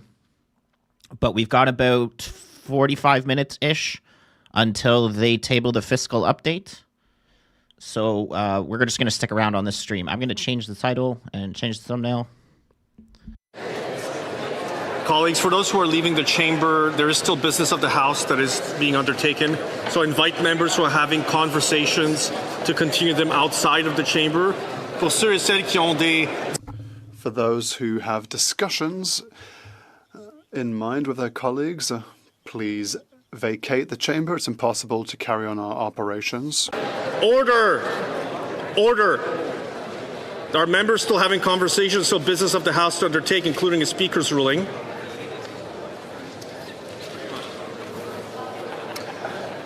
Ceci dit maintenant. The Chair would like to make a statement on the participation in private members' business of the member of Terrebonne and on the sponsorship of Bill C-241, an act to establish a national strategy respecting flood and drought forecasting. Following a decision of the Supreme Court of Canada on February 13th, 2026, the election of the member for Terrebonne was declared null and her seat subsequently declared vacant. Members may be interested to know that in the early years of Confederation, such decisions on controverted elections were made by a committee of the House instead of the courts. A by-election was held on April 13th, 2026, and it resulted in the same member being re-elected in the House of Commons. This, in turn, raises unusual questions regarding her participation in private members' business. The current procedures surrounding private members' business have been in place for nearly 25 years. The private member's business process, broadly speaking, is straightforward. Following a draw, the list for the consideration of private members' business is established at the beginning of each new parliament. The names of members are added in sequence to the order of precedence on the order paper based on their rank in this list, starting with the first 30 names and afterwards by groups of 15. Members whose names are placed on the order paper then have the unique opportunity to have one and only one of their items considered by the House. This contrasts with an earlier practice when there were multiple draws of bills and motions, meaning the same member could end up having more than one opportunity. Most members are familiar with our current process. That said, exceptional circumstances like the one before us sometimes occur and may not be fully covered by the existing rules or precedents. Standing Order 87-1A3 stipulates that members who become eligible during the course of a parliament, in this instance through a by-election, are added to the bottom of the list for the consideration of private members' business. In cases where more than one member are elected, the same day a mini draw is held to determine the order in which they will be added to the list. L'une des pierres angulaires des affaires. A key principle of private members' business is that over the course of a full parliament, as many members as possible be afforded the possibility to participate. This flows from a proposed contained in the 66th report of the Standing Committee on Procedure and House Affairs, presented in the House on June 12, 2002. Involving the member for Terrebonne is unique, as she has already participated in the draw, establishing the list for consideration for the current Parliament, and has seen her name added to the order of precedence. Furthermore, she has already acted as a sponsor of a bill, Bill C-241, which was adopted at second reading and referred to the Standing Committee on Environment and Sustainable Development on December 3rd, 2025. And I'm sure the lobbyists will be more interested on this because I do have a Yiddish proverb, as I always do. And it goes like this: es schickt die Refuah vor der Mache. And I'm sure I butchered the pronunciation, but basically it means he sends the remedy in advance of the plague. So here is my remedy. Given that she has already had an opportunity to sponsor an item, one that is still working its way through the legislative process, the chair is of the view that allowing the member for Terrebonne to be added a second time to the list for the consideration of private members' business would go against the principle behind the Procedure and House Affairs Committee's proposal of 2002. Her name will therefore not be part of the upcoming mini-draw along those of the new members for University Rosedale and Scarborough Southwest. In cases where members have items before the House, when their seats become vacant, the practice is normally to remove their names as sponsors. This is appropriate in the case of a death or resignation, as original sponsors can realistically no longer play any role in moving the item forward. In these situations, a process exists through Standing Order 94 to dispose of items once it is apparent that there is no member able to move them. Alternatively, the House may also decide to choose a new sponsor and allow the item to continue. In the current context, however, the original sponsor of the item has now returned to the House. It is worth noting that the bill has been in committee during the entire period of her absence, meaning there have been no occasions where a sponsor would have been required to move a motion in the House. Parrainer une mesure. To be a sponsor has procedural meaning, as the sponsor is expected to move their item when it is called, for instance. It also has operational meaning, as typically sponsors are the default managers of business. They draft items, put them on notice, and have some say in their scheduling. The work of a sponsor can begin before they are sworn in, and can continue after a bill is passed by the House. It seems obvious that the member for Terrebonne has performed these responsibilities in regard to Bill C-241 before the Supreme Court decision. As prior proceedings have not been nullified by the said decision, and the member was re-elected to the House in the by-election held on April 13, 2026, it is the view of the Chair that the member should continue to carry out her duties as sponsor of the bill. This will allow the House to consider and dispose of the bill in accordance with the process and principles for private members' business. I thank all members for their attention. Orders of the day. Government Orders, Government Bills Commons, resuming debate at second reading of Bill C-28, the Canadian Space Launch Act. So we are resuming. The member for London Fanshawe had about 4 minutes left in his debate. Thank you, Mr. Speaker. Before I continue my speech, I just want a reminder, I'm splitting my time with my Conservative colleague, the member for Souris Moose Mountain. Continuing on. Any Canadian launch system must include strong screening, clear national security oversight, and strong protections against foreign influence, particularly when it comes to our Arctic and other sensitive regions. If this bill is about sovereignty, then those protections must be written into the law, not left to chance. Speaker, this is ultimately about balance. Canada can build a competitive space sector. Canada can support innovation. Canada can strengthen sovereignty. That is how previous generations succeeded. The achievements of Canada's space program were not the result of vague rules or unchecked power. They were built on clear objectives, strong oversight, and public trust. That is the standard we should be applying today. So as we consider Bill C-28, the question is not whether we support Canada in space. We do. The question is whether this bill gets the framework right. And in its current form, there are serious concerns. Mr. Speaker, let me be clear about what getting this right actually looks like. A serious bill would define the key terms clearly in the law so that Parliament, not just Cabinet, sets the rules. It would include clear criteria for approvals and rejections so decisions are not made behind closed doors without explanation. It would preserve independent review so Canadians can have confidence that decisions can be challenged when needed. It would also require full transparency around major financial commitments. If hundreds of millions of taxpayer dollars are involved, Canadians should be able to see the reasoning, the price, and what they're getting in return. And most importantly, it would put national security safeguards directly into the law, not as an afterthought, not as something decided later, but as a core requirement from the start. Because once these systems are in place, once launches begin, once international actors are involved, it becomes much harder to go back and fix gaps that should have been addressed from the beginning. These are questions that must be answered. These are issues that must be addressed. And this is where Parliament must do its job. Mr. Speaker, Canada has the opportunity to get this right. We can build something that reflects our strengths and our values. But that will not happen by default.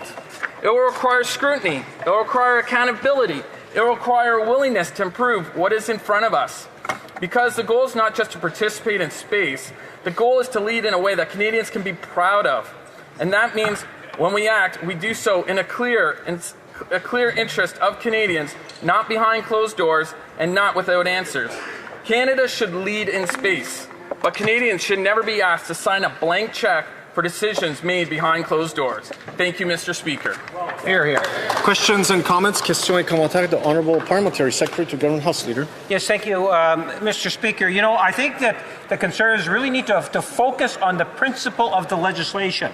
This particular legislation, I believe, supports an industry that's very important and critical in terms of economic growth, in terms of security for Canada. It's something in which has an impact on industries, whether it's the space industry, our aerospace industry, post-secondary facilities, many other indirect industries.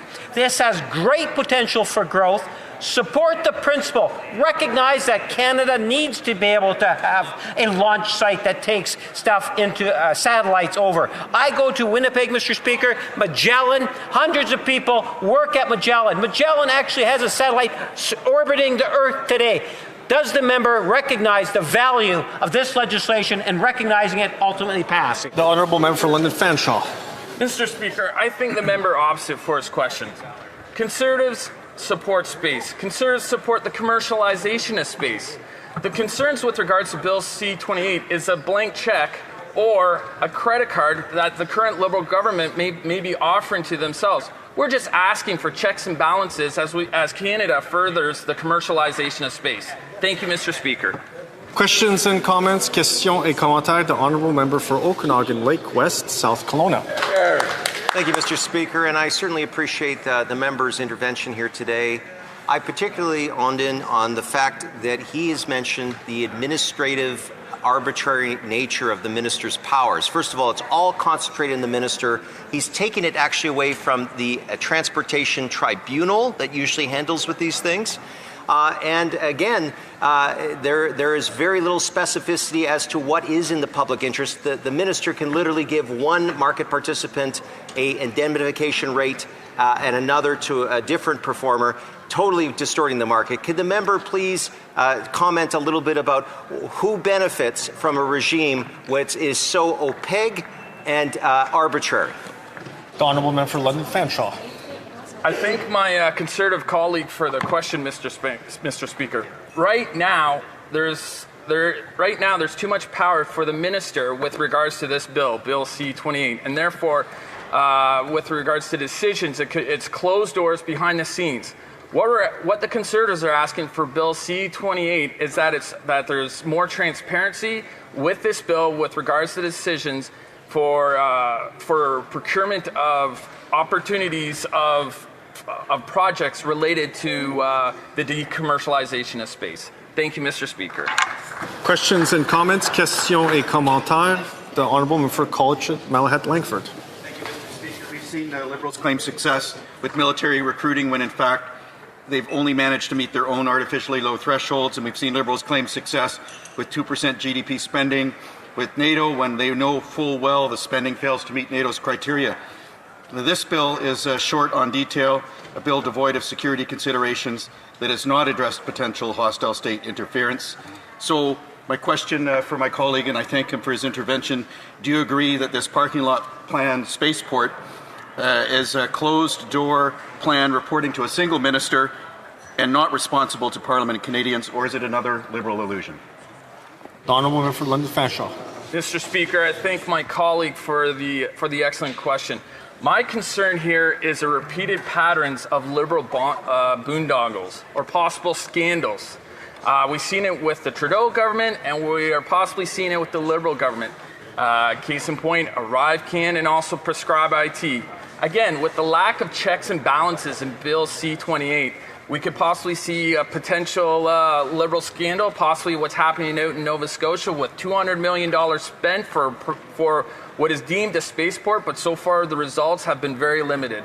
Thank you, Mr. Speaker. Well said. We have time for a very short question. Questions and comments. The Honourable Parliamentary Secretary to the Government House Leader, short one. Yes, Mr. Speaker, it's a very ambitious goal. Ideally, we want to be able to see something launched as early as in 2028. Does the member share the ambition that we can, in fact, have a launch pad for 2028? Phil Fanshawe. Mr. Speaker, again, I think the member opposite for his question. Ambition is very important. I think all Canadians have the ambition for space exploration and also the commercialization for space. Again, as I said earlier, all Canadians also want accountability and transparency of where their tax dollars are being spent, and this is needed in Bill C-28. Thank you, Mr. Speaker. Resuming debate, reprise de débat. The Honourable Member for Souris, Moose Mountain. Thank you, Mr. Speaker.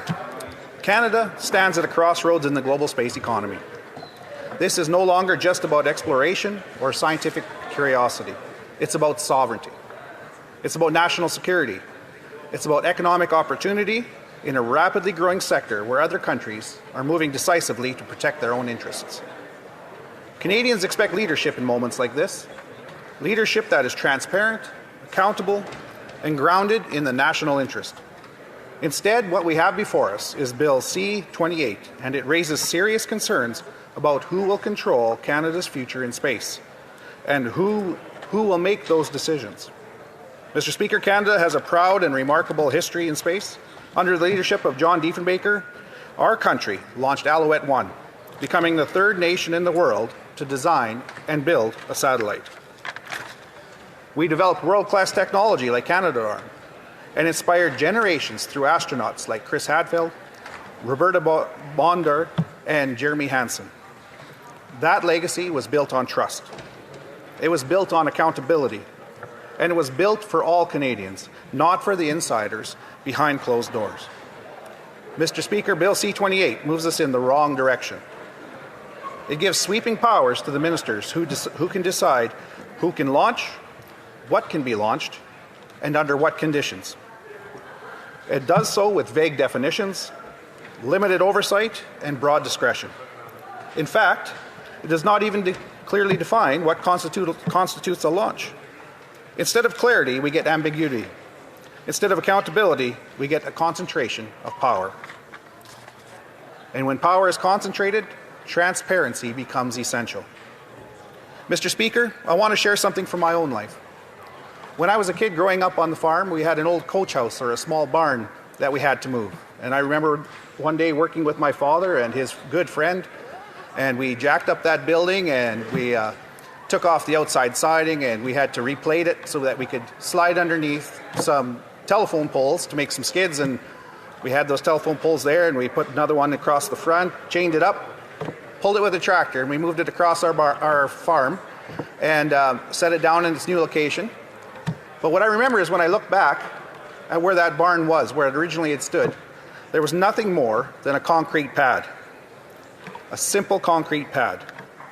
And Mr. Speaker, when I look at what's being described today as a spaceport in Nova Scotia, a gravel road, 2 sea cans, and a small concrete pad, I cannot help but think of that farmyard. Because what Canadians are being told is a launch facility looks, by all accounts, strikingly similar to what was left behind when we moved that barn. And yet, we are talking about a reported $200 million lease over 10 years, a lease that was backdated. An agreement that describes the site as being capable of supporting orbital launches. Mr. Speaker, Canadians are asking a very simple question. What launch site? Because according to detailed reporting and first-hand accounts, that's all that exists. A gravel road, a couple of containers, and a concrete slab. And yet, this same project is being presented to investors as capable of supporting more than 150 launches per year. Mr. Speaker, that's not just a gap in the promise and reality. That's a credibility gap. But let's look deeper. The company involved has reported losses exceeding $47 million and a revenue of just $15,000. And the executive compensation for that company is approaching $1 million. What makes it worse, the land that this is sitting on is Crown land, leased roughly for $13,500 annually. Yet it is being presented as a multi-million-dollar asset. $14.8 million, I believe, is the book value, if my memory serves me correctly. Mr. Speaker, on any farm, in any small business, in any household across this country, those numbers do not pass the smell test. And yet, here, somehow, they do. Why is that? Mr. Speaker, the concerns go much farther beyond the numbers. Residents in the area, over 1,000 people within a few kilometers, have raised serious concerns about safety, environmental impact, and the economic consequences to fisheries and to local livelihoods. They have spent years filling access to information requests, reviewing thousands of pages of documents, and trying to be heard. What have they found? They found an environmental assessment process that many believe is inadequate. They found repeated requests for federal impact assessments rejected. They found that even after years, key requirements for the project have still not been completed. They found that the regulatory framework for launches were not even in place, yet approvals and funding continued anyway. Mr. Speaker, think about that. We are committing hundreds of millions of dollars to a project in a sector where the regulatory framework does not even exist. That is not leadership. That is not competence. And Canadians have the right to question it. Mr. Speaker, when you look at the broader picture, a troubling pattern emerges. A company with questionable financials, a project approved through a process many consider deeply flawed, lobbying and political connections appearing at multiple levels, and a massive federal commitment to taxpayer dollars despite all of these red flags. Canadians, they look at this and they ask, is this about the space sector or is this about something else? Mr. Speaker, Bill C-28 would take this kind of situation and make it easier, not harder, for this to happen. It would give even more powers to ministers to make decisions behind closed doors. And it would reduce transparency. It would limit oversight. and it would increase the risk that decisions are driven not by merit, but by access. Mr. Speaker, space is strategic. It affects our Arctic sovereignty. It affects our national defense. It affects our communications. And yet this bill does not provide strong safeguards against foreign interference or influence or ensure robust national security screening. At the same time, Canada has a real opportunity in this sector. We have the talent, we have the expertise, and we have the geography. But success requires clear rules, transparent decisions, and investor confidence. Bill C-28 risks undermining all of that. Mr. Speaker, Conservatives support a strong Canadian space sector. We support innovation, we support investment, and we support defending Canada's sovereignty. But we cannot support giving this government a blank check. We cannot support legislation that concentrates power without accountability. We cannot support a system that appears to reward insiders while asking taxpayers to carry all the risk. Mr. Speaker, Canadians believe in ambition. They believe in building, but they also believe in common sense. And when we see the $200 million that are tied to what looks like a concrete pad at the end of a gravel road, we know something is wrong.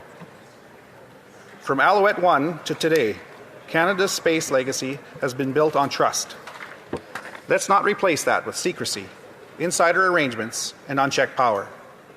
Let's build a space future that is transparent, accountable, and truly in the national interest. Conservatives will stand for a strong Canada in space, a transparent government here on Earth, and a future that belongs to all Canadians. Thank you, Mr. Speaker. Questions and comments, questions et commentaires. The Honourable Parliamentary Secretary to the Government House Leader. Yes, thank you, Mr. Speaker. You know, it's absolutely silly for the Conservatives to try to portray that this has something to do with insiders. Seriously, what we need to take a look at in terms of just the actions of the government over the last year.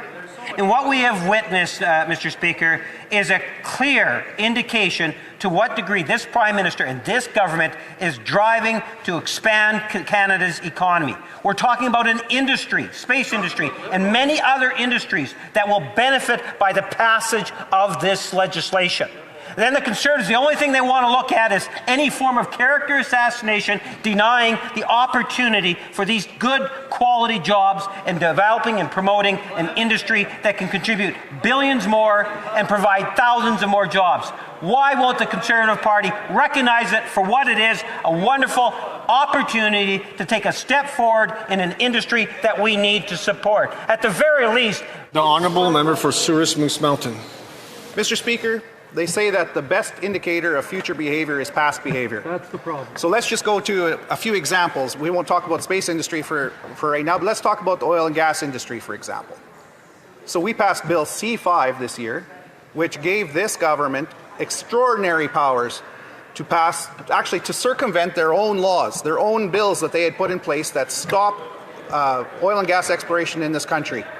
That's just another example now of where projects couldn't get done. Nothing could happen without the government ministers handpicking projects.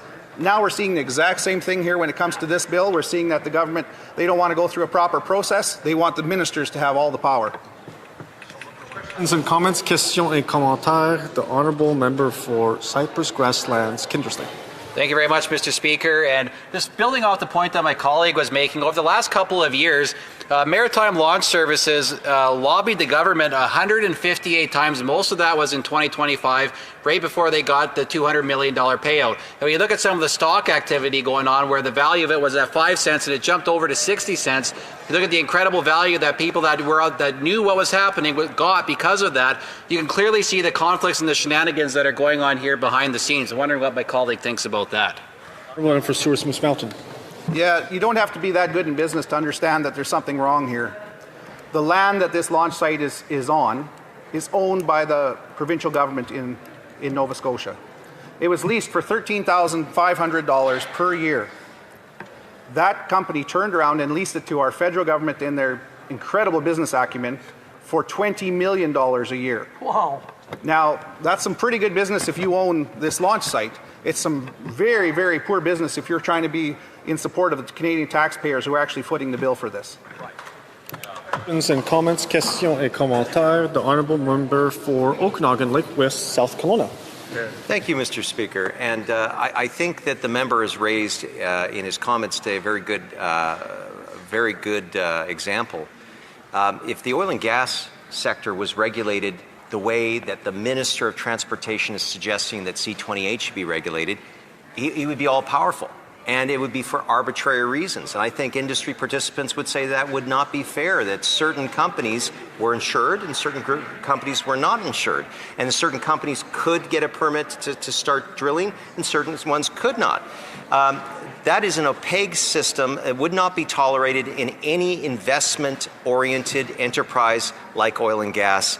Could the member please maybe talk a little bit more about how the lobbying of MLS over 150 times to the PMO and to ministers somehow acquired this lease where they're getting $55,000 a day from the federal government? The honourable member for Souris Moose Mountain. Thank you, Mr. Speaker. We'll even take a step further back from that. There's two things that private industry or private investors want more than anything. But the number one thing is they want predictability. And when you have a system now where you have the government who's not following their strict processes, but what they're doing is they're allowing the ministers to pick winners and losers. We know that something's wrong. And if you have a democracy where you have a company like Canada that's had such a great reputation, I've had the great privilege of working all over the world, and we had an open door wherever we went because we were Canadian, because they knew our system worked. We're seeing that eroded every day by giving the ministers more power and less scrutiny. This is a terrible slide in our democracy as far as I'm concerned. Resuming debate, reprise de débat, the Honourable Parliamentary Secretary to the Minister of Industry. Thank you, Mr. Speaker. It's a pleasure to speak to this bill today and to set it in the context of what has been already an incredibly exciting year for space in Canada, a year in which we have sent and seen return back from the far side of the moon Colonel Jeremy Hansen with Dr. Jenny Gibbons as a key part of that work, of that Artemis II mission with the Canadian Space Agency. And I want to appreciate the comments from my colleagues from Souris Moose Mountain and London Fanshawe with respect to some of the particularities of the bill and some of their concerns. And when I read the bill, it's rare that you get a piece of legislation that actually in its text has some inspiring words. But I'm going to share some of these and I'm going to come back to the way and the manner in which this is inspiring specifically. There was some questions around what was in the legislation and some vagueness, but actually I read some very specific language in the legislation I just want to read out here. Under Section 3.21, the following definitions apply in this Act. Launch vehicle means a rocket, A, or B, a vehicle other than a rocket that is designed to ascend to Earth orbit or beyond. Re-entry vehicle means a vehicle that is designed to be returned by its operator substantially intact from Earth orbit or beyond to Earth.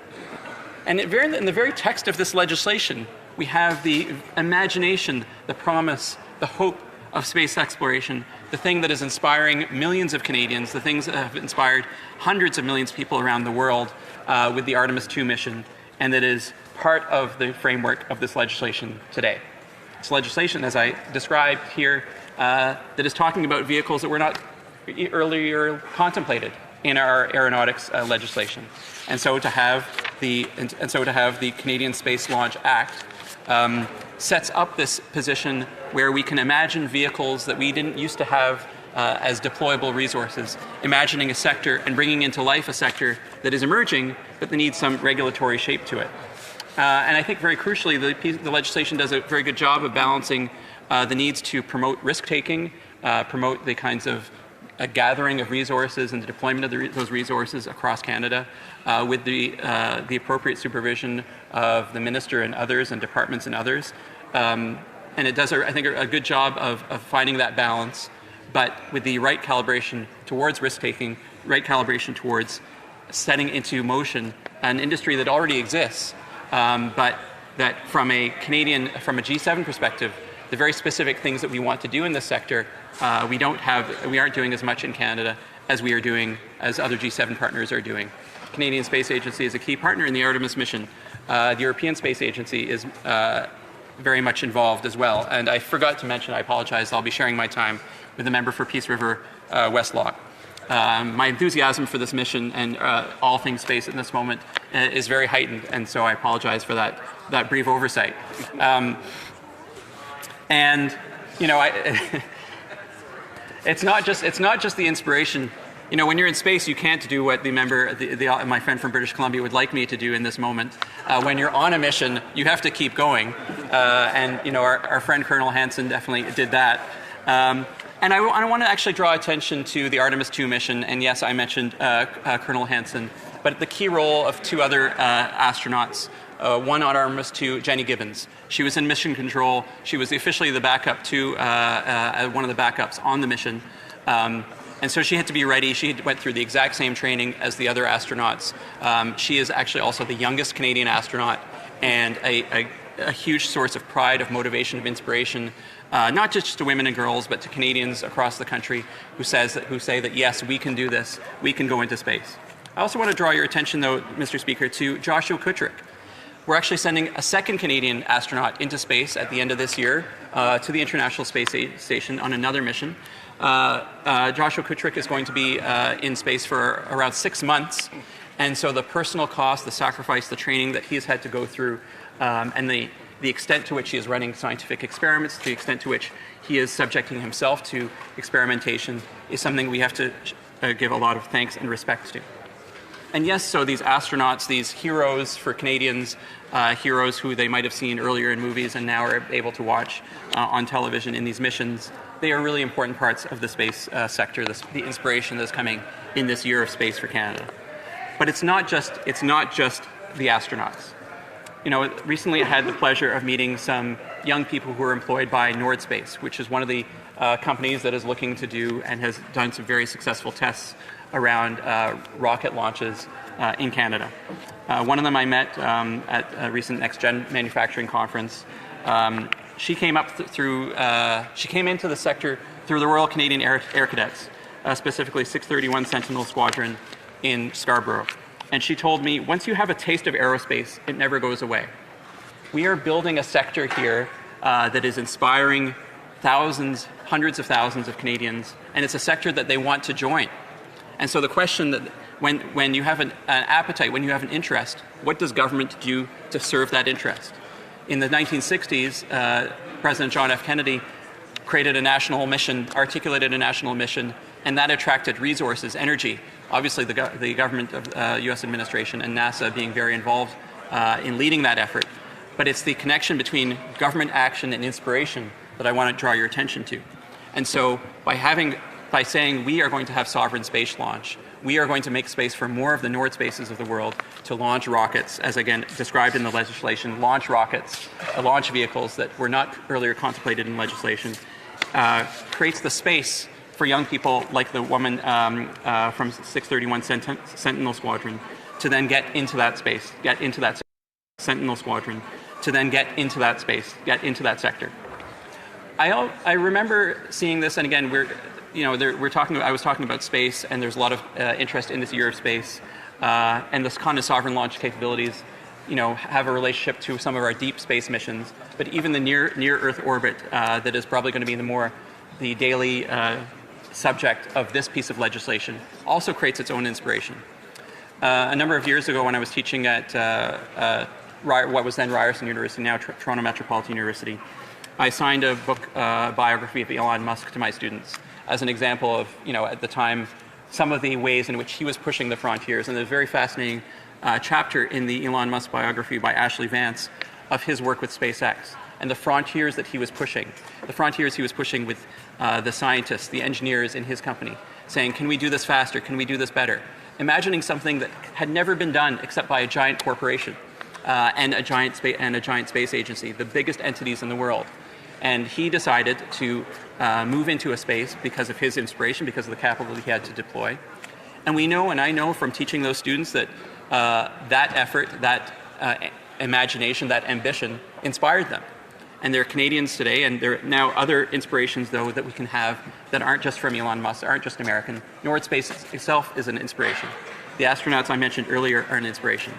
And it's lighting a fire and interest on campuses across Canada. I was recently at the Artemis II space launch celebration gathering, and there were gatherings across Canada for both the launch and the landing, and we felt our hearts beat as the capsule came toppling through the atmosphere, and then the cheer when those first parachutes came up. And it's those moments that are inspiring students across Canada. At the Artemis II space launch event that I attended with Let's Talk Science at the University of Toronto, I met a group of undergraduate students who were starting a rocket club. And it's the second rocket club on campus. There was already a rocket club for the engineers, and this is a group of art students and science students who said, we're going to have our own rocket club. And there are students who are joining competitions, they're getting course credit, they're building the kind of excitement and economy that is supported by this act.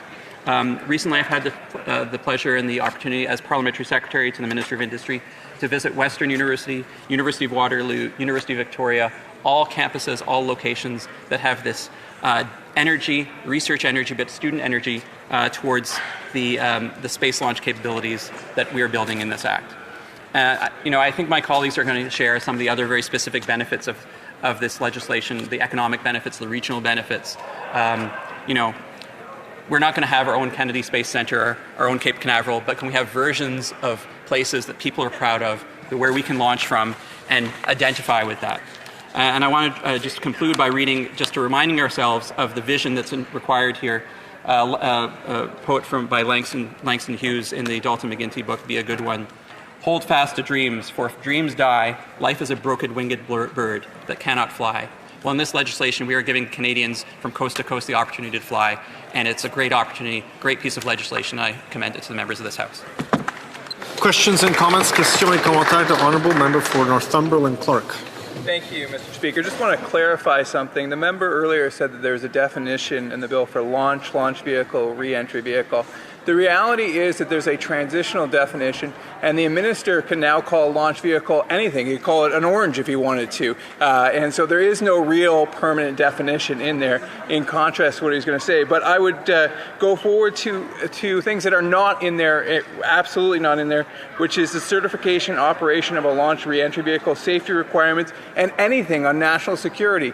If they don't want to put in legislation, will they at least publish the draft regulations? Honourable Parliamentary Secretary, Minister of Industry. Thank you, Mr. Speaker. I think my colleague from Northumberland Clark is familiar how legislation regulations work. You bring legislation forward, and then regulations are developed under that. And I know that there's a strong commitment to safety in this kind of work. That the people and the professionals who are involved in this work take the safety pieces extremely seriously, and it's part of a broader ecosystem of companies, in fact, that are working on this. And the sovereign capabilities that we're building through this act, I think, will take care of that situation. Questions and comments, questions et commentaires, l'honorable député. The Honourable Member for Vaudreuil. Passionate speech about this important piece of legislation about our future in space. My question is, Canada has to rely on other countries presently to launch our military satellites into space, to launch our communication satellites into space, to launch some of the finest trained astronauts in the world, our Canadian astronauts, into space. I'm wondering if my honourable colleague can speak to the importance of Canada finally taking the future of space exploration into our own hands and giving us the capacity to do so. Great question. Honourable Parliamentary Secretary, Minister of Industry. Merci, Mr. President. Thank you, Mr. Speaker. I appreciate that question and the work of my colleague. He comes from an economic region where aeronautics and aerospace are important sectors where we will be able to train students, the future of the sector. Describes, we often in a continental context with our peers, with our partners that we do this essential work with, we have all the ingredients, except we lack this sovereign launch capability. And so this sovereign launch capability that we're building through our sectors and through this legislation, I think will attract yet more investment, attract yet more expertise, attract yet more excitement, and it is all part of the work that we need to do to have sovereign launch. Questions and comments, questions et commentaires, the Honourable Member for Hamilton East Stony Creek. Thank you, Mr. Speaker. I'd like to touch a little bit on theory and reality.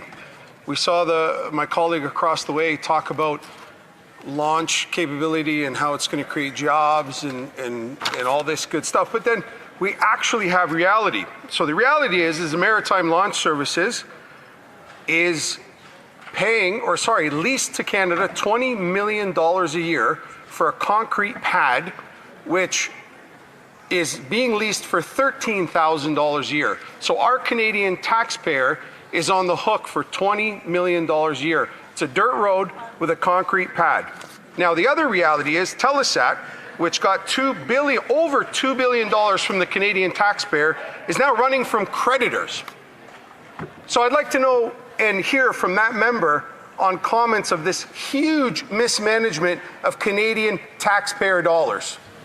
Honourable Parliamentary Secretary to the Minister of Industry. Thank you, Mr. Speaker. I appreciate the question, but I would advise that the demand for this kind of capability is exactly why we're responding with this legislation. Here's a quote from Kepler. It is essential that Canada's sovereign launch capability is globally competitive so it can meet domestic Department of National Defence requirements while also serving global launch demand. Eutelsat has also relied on American firms and facilities to launch 20 satellites, but said, quote, it always welcomes the prospect of new entrants into the launcher market to increase the options for access to space.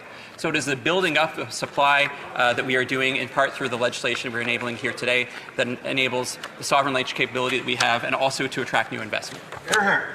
Resuming debate, reprise the débat, the Honourable Member for Peace River Westlock. Well, thank you, Mr. Speaker. Now I want to thank the member from Parkdale High Park for sharing his time with me today.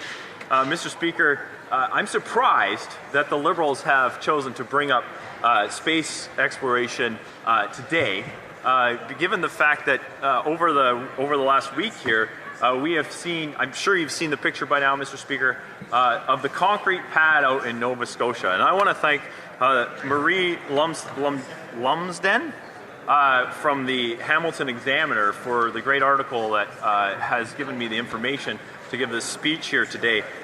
Mr. Speaker, the Liberals are true to form. They have been, we have seen over and over again where they've worked very hard to enrich their friends.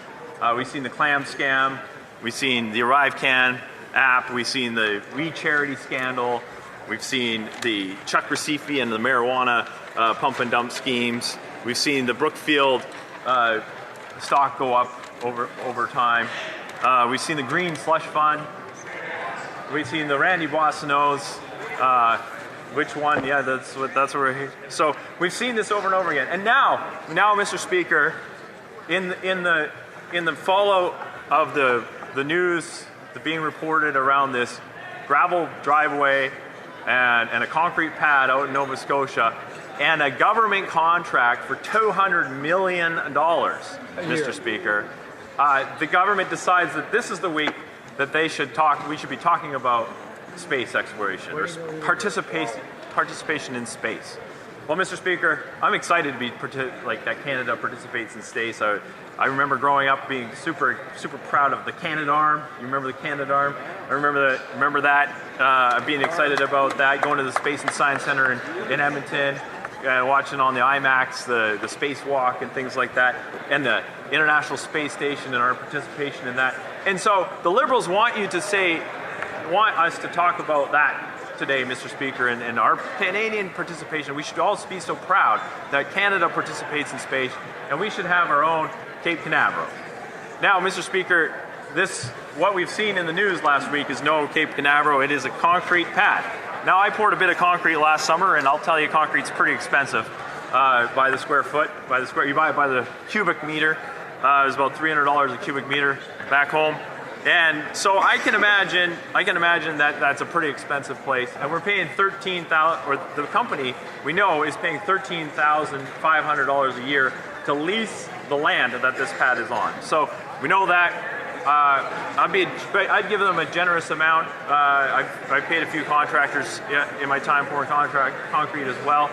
So I'll be generous with it. Some Caterpillar work there. Some gravel trucks came and brought some gravel. Maybe $1 million, right? I think that's a pretty generous amount. Everybody made some good money building that pad. And you know what, Mr. Speaker? The Canadian government could have done that. The Canadian government could have leased the land from the Nova Scotia government, spent $1 million, built the concrete pad. And I think that would be an acceptable thing for us to have done, given the fact given the fact that the Canadian government owns all the airports in Canada. Most of the airports in Canada, Mr. Speaker, I don't know if you know this or not, most of the airports in Canada are owned by the Canadian government. And then you know what? Private companies lease that or operate that, or generally they're not for profits, but they operate these places and they pay the Canadian government for the operations of this.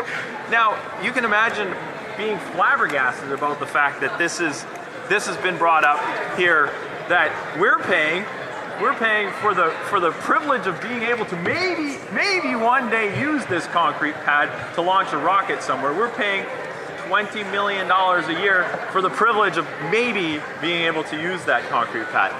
That's not all, Mr. Speaker. The Liberals really know how to make their friends happy by backdating this contract a whole year and paying them for back an entire year. Now, Marie Lumsden looked into some of the people involved. Lo and behold, a Liberal premier is on the board of directors for this company. Wow, look at that, Liberals feeding their friends. Then you think, oh, that's kind of interesting. There's a partnership. All of this was brought up with a partnership from... Colleagues, we have not yet gotten to the point of listening to the spring economic statement. The Honourable Member for Peace River Westlock is still delivering his speech, so out of respect for our colleague, if we could keep the sound level down. Thank you, Mr. Speaker. Yeah, I was just talking about the program, the Launch Corruption into the Stratosphere pad out in Nova Scotia.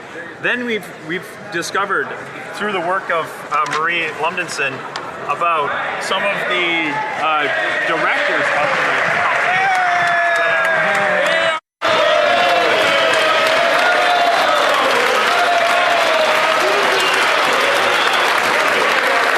So he'll have 5 minutes. He'll have 5 minutes left. You'll have 5 minutes left. So the Honourable Member for Peace River Westlock will have about 5 minutes left when the topic returns to the House for debate.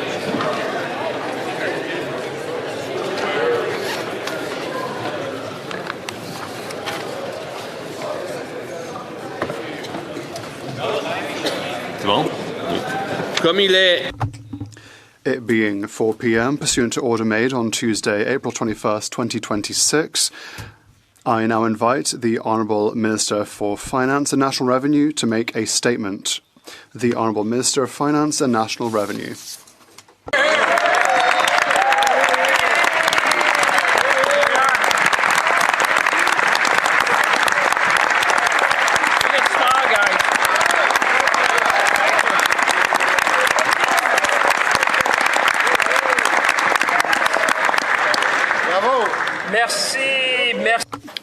Thank you, Mr. Speaker. Pursuant to Standing Order 83.1, I would like to table in both official languages the Spring Economic Update documents for 2026, including the Notice of Ways and Means motion. The details of the measures are contained in these documents.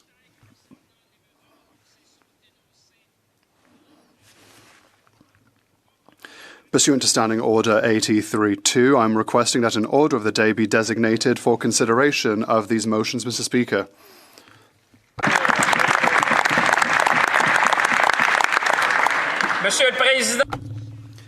Mr. Speaker, honourable members, fellow Canadians, when I rose in this House to deliver Budget 2025, I presented an ambitious plan to navigate the current challenges and harness Canada's many strengths to position our country for success for decades to come. The changes we are witnessing are sudden and unprecedented.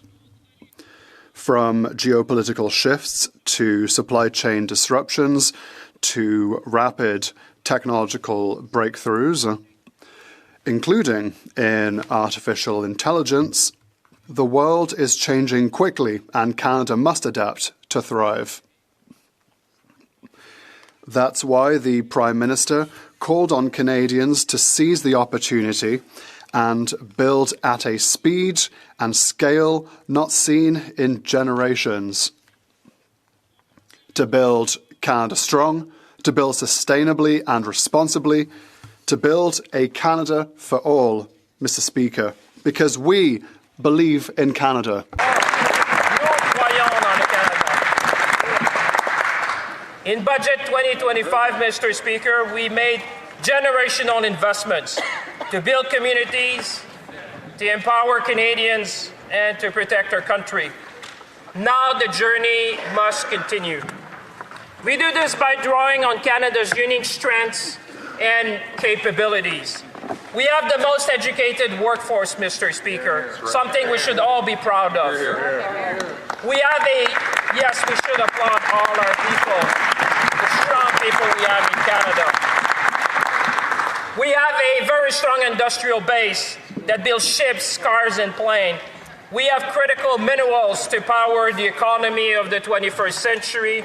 We are an energy superpower in renewables and conventional and nuclear energy. We are the only G7 country with a free trade agreement with all other G7 nations, giving us preferential market access to 1.5 billion people around the world. This is Canada, Mr. Speaker. This is the Canada we can be proud of, a country that is strong, a country that is ambitious, a country that is confident. Above all, as the Prime Minister said, let's lead with the strengths of our values and the value of our strengths. Canada is resilient. Canada is resourceful. Canadians are resourceful people. So together, we can chart a path forward to the fog of uncertainty, because Canada has what the world wants and increasingly needs. We have the right plan. We're building big. We're moving fast. And the good news, Mr. Speaker, we're just getting started.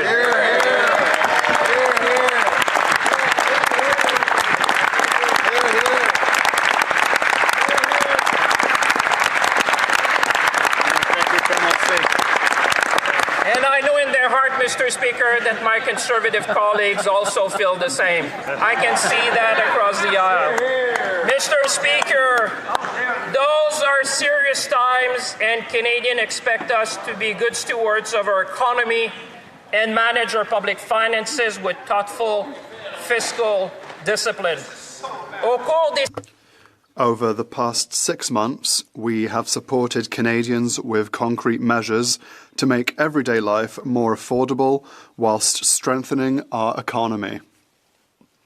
And we have built the second fastest growing economy in the G7, whilst reducing our projected deficit for 2025-26 by more than $11 billion, Mr. Speaker.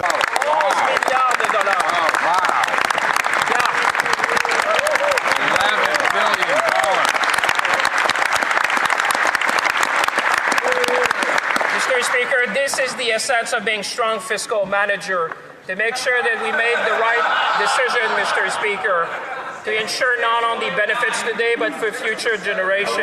Mr. Speaker, our economy is resilient, driven by GDP growth, rising incomes, and obviously more jobs. Let me be clear, Mr. Speaker, this is good news for Canadians.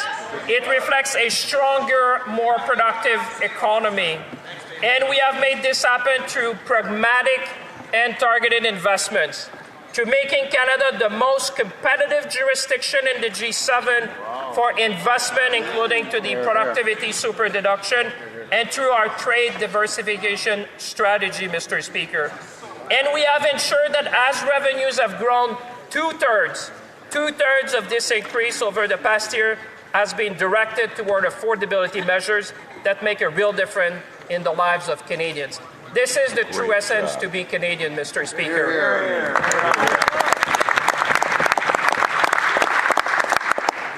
Guided by our commitment to spend less so we can invest more, and building on the comprehensive expenditure review, our government continued to reduce spending, improve efficiency, and deliver better value for Canadians.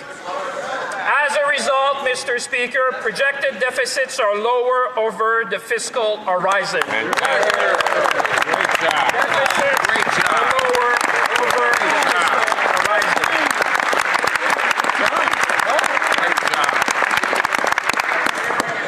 We also remain firmly on track to balance day-to-day operating spending with revenues by 28-29 and to keep the deficit to GDP ratio on a steady downward path. Mr. Speaker, this country is growing at unprecedented speed. Just to put that in perspective, Canada is the second fastest growing economy in the G7. We're growing almost twice as much as Germany, almost twice as much as Japan, and almost 3 times more than Italy, Mr. Speaker. This is because Canadians are resourceful. This is because we have the right plan. This is because, as Canadians, there's nothing which is beyond the limit for us, Mr. Speaker.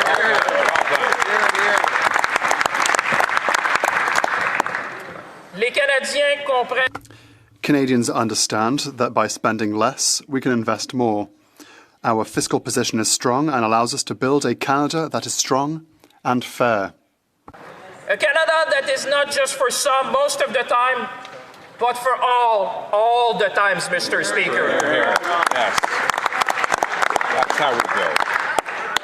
Our ambitious plan to build the strongest economy in the G7 is on track, Mr. Speaker. We are delivering on our plan to the work led by the Major Project Office to supercharge 15 projects that are projected to create over 60,000 jobs and drive $126 billion in new investment. Wow. We are delivering on our plan to a defense industrial strategy that will increase our defense export by 50% and support 125,000 high-paying careers with an anticipated $125 billion downstream economic benefit by 2035. Well done. And we are delivering on our plan to an automotive strategy that will protect a cornerstone of our economy while growing an industry that supports 500,000 jobs. We are delivering on our plan, Mr. Speaker, because we believe in Canada.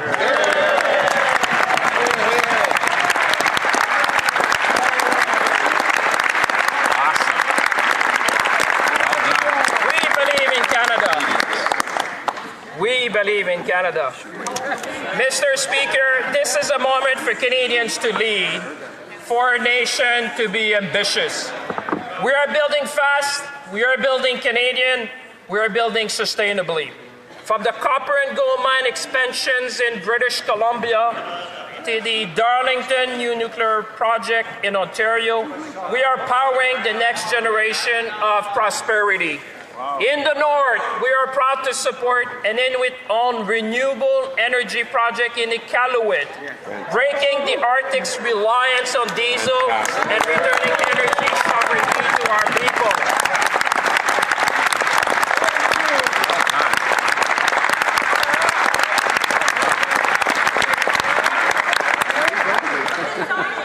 I can see smile across the aisle, Mr. Speaker. We are also expanding this model. There's more good news. We're also expanding this model of economic reconciliation to the Indigenous Loan Guarantee Program, supporting First Nation equity in major projects like the Chatham to Lakeshore Transmission Line. And in Newfoundland and Labrador, the Bay-du-Nord project advanced significantly under our new government and positions Canada to be a supplier of choice at a time where energy security is top of mind. Ces projets, Monsieur le Président. These projects and others like them across the country are creating thousands of high-paying careers for Canadians and strengthening communities from coast to coast to coast. My friends, advancing economic prosperity also means building a more sustainable future. That includes concrete climate policies that support growth, lower costs, and strengthen Canada's competitiveness. Et nous sommes sur la bonne voie. And we are on the right path to conserve 30% of Canada's lands and waters by 2030, Mr. Speaker. A great achievement.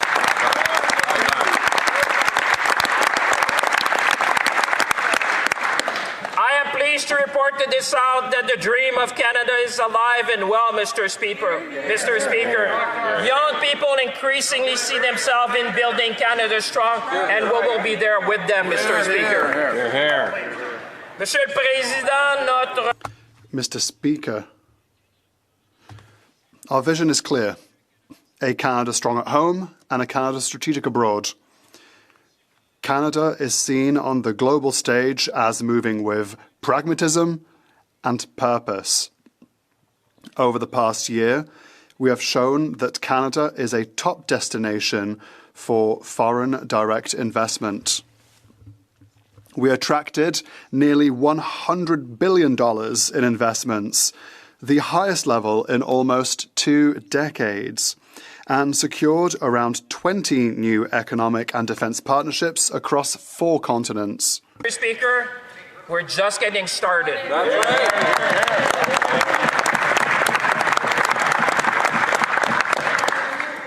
Everyone in this House will be happy to learn that in September, we will host the first ever Canada Investment Summit in Toronto to unlock even more opportunities, building on our trade diversification strategy that we outlined in 2025. Mr. Speaker, Canada is seen as a trusted partner to deliver the energy and the food security the world needs, both now and for decades to come. In a volatile environment, investors choose Canada for a reason. We offer unparalleled stability, predictability, and opportunity. And we will continue, Mr. Speaker, by making Canada strong. People want to invest in this country, and we will be there with them. That said, Mr. Speaker, we know that affordability is the single most pressing issue for many, many Canadians. I think you might want to listen. So we are relentlessly focused on what we can control, Mr. Speaker, delivering targeted support where it matters most while our economic plan takes hold. A boost today and a bridge to tomorrow to ease the cost of living of Canadians. Le 5 juin. On the 5th of June, more than 12 million Canadians will receive additional support through the new Canada Groceries and Essentials benefit. Millions more are already benefiting from our middle-class tax cut and automatic federal benefits, ensuring they receive the support they need. The suspended federal fuel excise tax on gas and diesel across Canada aims to reduce Canadians' bills by up to 10 cents per litre on regular gasoline and 4 cents per litre on diesel. Mr. Speaker, that relief is already being felt by consumers throughout the country. With the Prime Minister, we have made the National School Food Programme permanent, and 400,000 children have access to healthy meals from coast to coast to coast, whilst their parents are saving $800 a year on groceries. First-time home buyers are saving up to $50,000 since we eliminated the goods and services tax on homes priced at $1 million or under. And thanks to the Canadian Dental Care Plan, close to 9 million Canadians can now access affordable dental care. Mr. Speaker, from the beginning, we have placed people and affordability at the center of our economic plan because we know that these pressures are real and demand immediate action because we believe in a Canada for all, Mr. Speaker.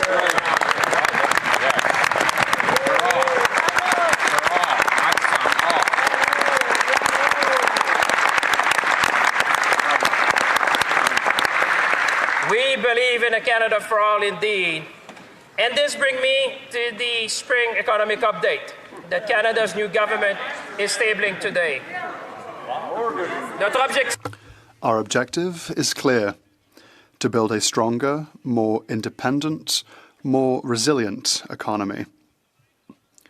That work begins by investing in our future and by giving Canadians the opportunity to take part in building it. Canada Strong Fund, we are creating Canada's first national sovereign wealth fund, Mr. Speaker. Something that Canadians should all be proud. Yes, Mr. Speaker. Under this government,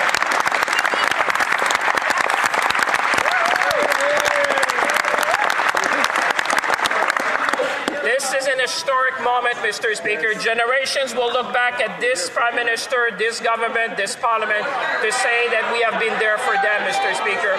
We're building long-term wealth, Mr. Speaker, and growth. And I know my colleagues across the aisle are excited because I can hear them shouting, Mr. Speaker.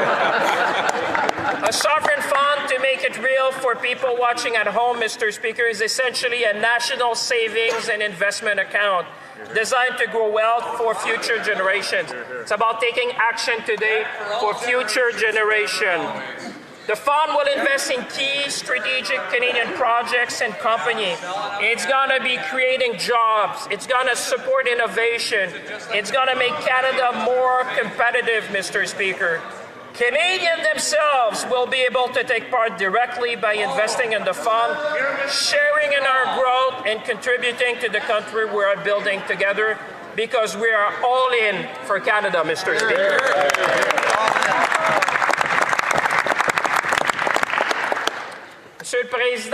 Mr. Speaker, investing in our future also means investing in the people who are building that future. That's why this update is focused on helping workers and young people gain the skills, the experience, and the support that they need to succeed, and bridging them with opportunities. Opportunities for young Canadians to give back to their country by launching Team Canada Strong as part of a nationwide effort to recruit, to train, and hire 80,000 to 100,000 new skilled trade workers. Mr. Speaker, this is a step change in how we approach that. We're going to have the people to build this country together across our nation.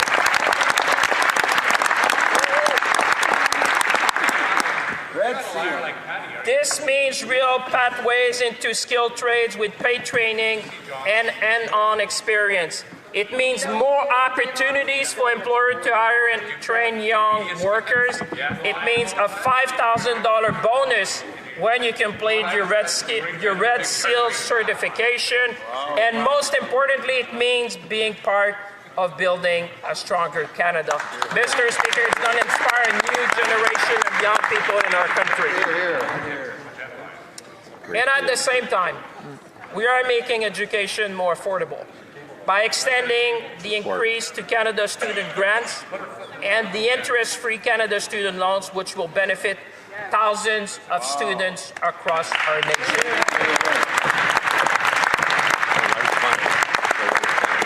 My colleagues and I, we have been across this nation, the Prime Minister as well. We've listened to young people, and they said, give us a hand now. Make sure we can study. Make sure we can be part of this, and we have answered, Mr. Speaker. We're glad to do our part for our young people. And we're doing much, much more, because growth depends on people and on giving them the tools to succeed. That's at the core of a Canada for all, Mr. Speaker. You're here. You're here. Et c'est grâce à And it's thanks to this new generation of builders that we will be able to build enough homes here in Canada. Mr. Speaker, this brings me to one of the most pressing challenges that Canadians are facing today, and that is, obviously, housing. Housing is a key pillar of affordability, and we've made significant and tangible progress to build more affordable housing across the country. Prices are down 20% and rents are down 9% nationally, Mr. Speaker. For many families, this is starting to translate into real relief, but we would all agree in this House, that more work needs to be done. This update continues the work of Build Canada Homes with a plan to increase supply, lower costs, and help more Canadians find a safe and affordable home. So we are cutting red tape to build homes faster, supporting innovation in construction, unlocking over $7 billion in low-cost financing, boosting housing supply, and protecting construction jobs across the country in partnership with provinces and territory. We're helping those most in need by extending support for people experiencing homelessness across our nation and ensuring survivors of gender-based violence have access to a safe place.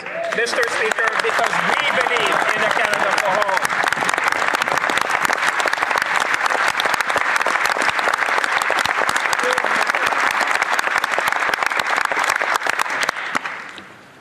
Let me speak about defense, Mr. Speaker.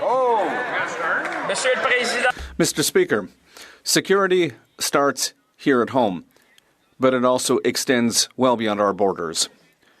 We have undertaken a major mission to rebuild, to rearm, and reinvest in the Canadian Armed Forces. Over the last year, just the last year, we've invested over $63 billion into defense and security for our country. This is a historic shift in support for our military, and it is already delivering concrete results. In March, just last March, NATO confirmed that Canada has achieved its 2% defense spending target 5 years ahead of schedule. 5 years ahead of schedule.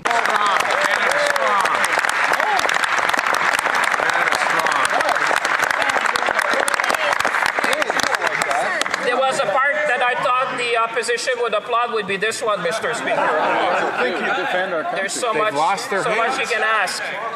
Monsieur le Président, nous continuons.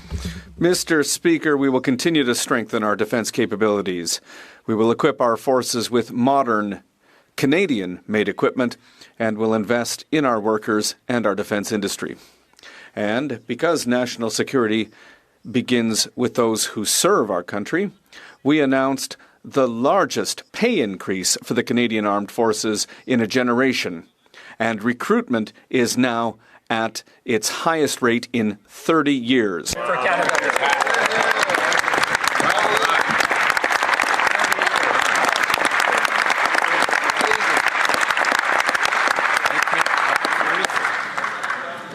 Let me talk about stronger communities and safer communities.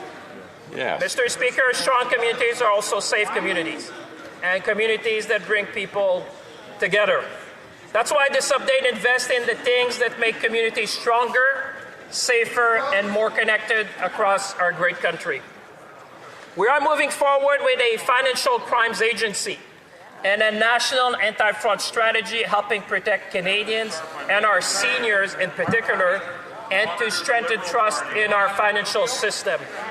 We're also taking steps to make communities safer with strong tools to address crime and better protect public access, Mr. Speaker. We have listened to communities across the country. We have listened to people, and we understand that they need safety in their place of worship, and we are there for them, Mr. Speaker.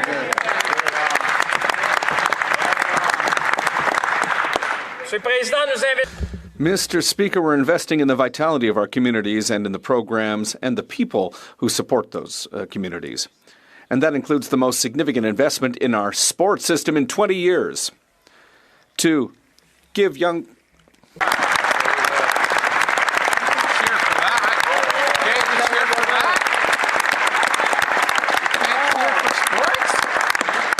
I would have thought that clapping for sport was Canadian in a way. Monsieur le Président.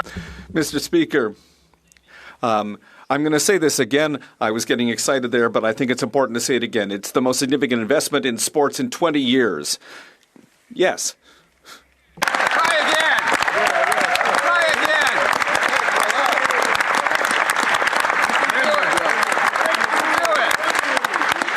I give them a second chance, Mr. Speaker. Pour donner aux jeunes. To give young people better access and better support for high-performance athletes with additional funding of $755 million.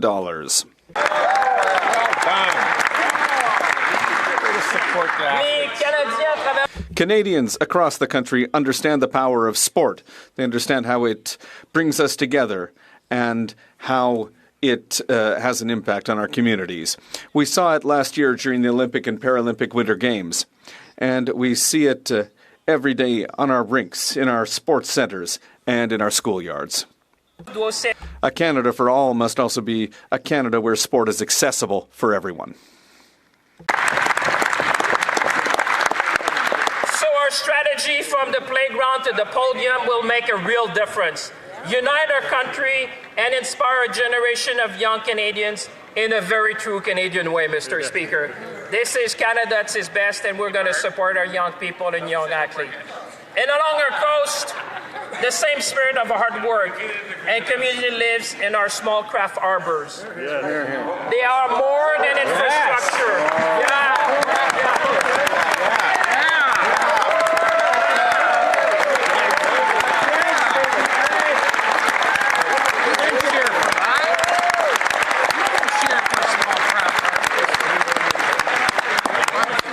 Maybe a smile for small craft harbors. I'm looking for. Mr. Speaker, let me restart again. They are more than infrastructure. They are a foundation for coastal communities, supporting over 5 million Canadians, sustaining Indigenous traditions, empowering thousands of jobs in the fish and seafood industry. This is why we're investing almost $1 billion to repair and strengthen these vital harbors.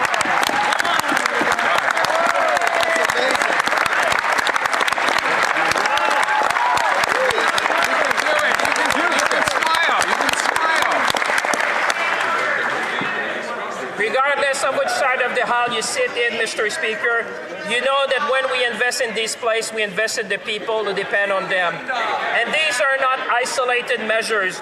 We made these investments with a purpose. And let me make it real for you, Mr. Speaker, and colleagues in this House.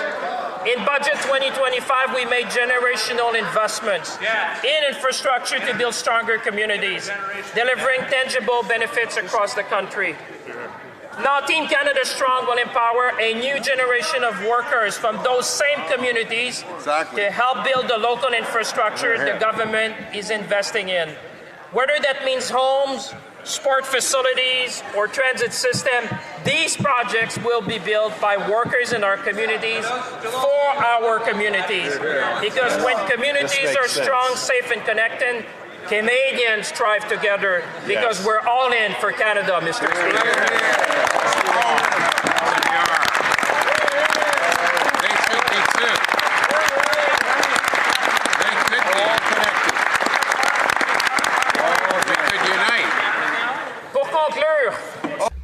To conclude, Mr. Speaker, I know. Keep going. Keep going. More. There's so much more to talk about, Mr. Speaker, but I know that Canadians understand that we're building Canada strong. And that's why, Mr. Speaker, in conclusion, la mise à jour économique. This spring economic update reflects the progress that we've made and the important work that remains to be done. Building a strong Canada while ensuring that progress and economic growth are felt by all Canadians all across the country.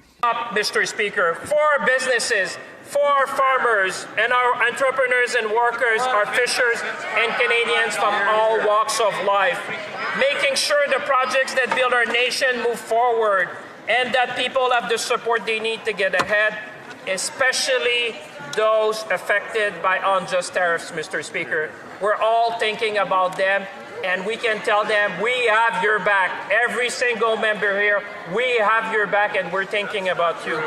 Il s'agit de bâtir un Canada. It's about building Canada strong for all, Mr. Speaker. When we build a Canada strong together, there is no limit to what we can achieve. As Canadian astronaut Jeremy Hansen showed us on his recent journey to the moon, the sky is no longer the limit for us. So let's seize the moment, let's be ambitious, and let's build Canada strong together.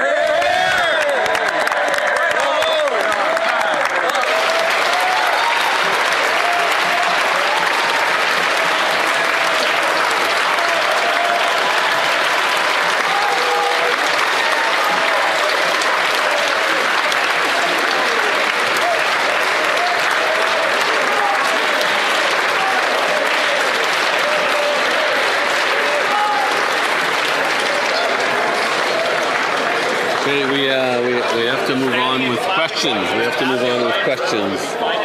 We have to move on to questions. The honourable member for Calgary East. This Prime Minister is just another Liberal. He said he would spend less, and then he doubled Justin Trudeau's deficit.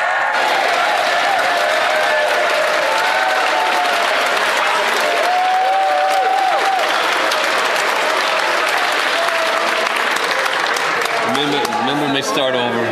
This Prime Minister is just another expensive Liberal. He said he would spend less, and then he doubled Justin Trudeau's deficit. Liberals liberal, and they doubled the national debt.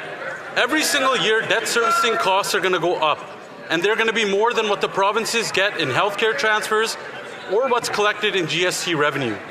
In fact, debt servicing costs are going to go up by 50% by 2031, all on the backs of hardworking Canadians. This is all while the Liberals gave Canadians the worst housing debt, the most housing costs, the highest food inflation, and the second highest unemployment in the entire G7. Wow. This economic update is more debt, more costs, more taxes, and more spending, all by the same old Liberals. In what world is it fair that this Liberal Prime Minister is giving more money to his banker and bondholder buddies than what goes to doctors and nurses in healthcare transfers? The Honourable Minister of Finance. Mr. Speaker, let me help my colleague. I know it's Tuesday and it's late. He will need to update his QP card. Actually, Mr. Speaker, the deficit is lower, Mr. Speaker. Lower, Mr. Speaker, and growth is up. So let me help him. Deficit down, growth is up, Mr. Speaker. And you know what is surprising, Mr. Speaker? They can shout as much as they want. You know, I come from Shawinigan. I can handle these guys. One thing I can tell you, Mr. Speaker, it's amazing to me that they would not take the time to talk about sport, Mr. Speaker, to build a stronger nation together. They would not talk about small craft harbors. They would not talk about the things that will build Canada strong. On this side of the aisle, Mr. Speaker, we'll support young people, we'll support our workers, we'll support our industry, we'll build Canada strong together.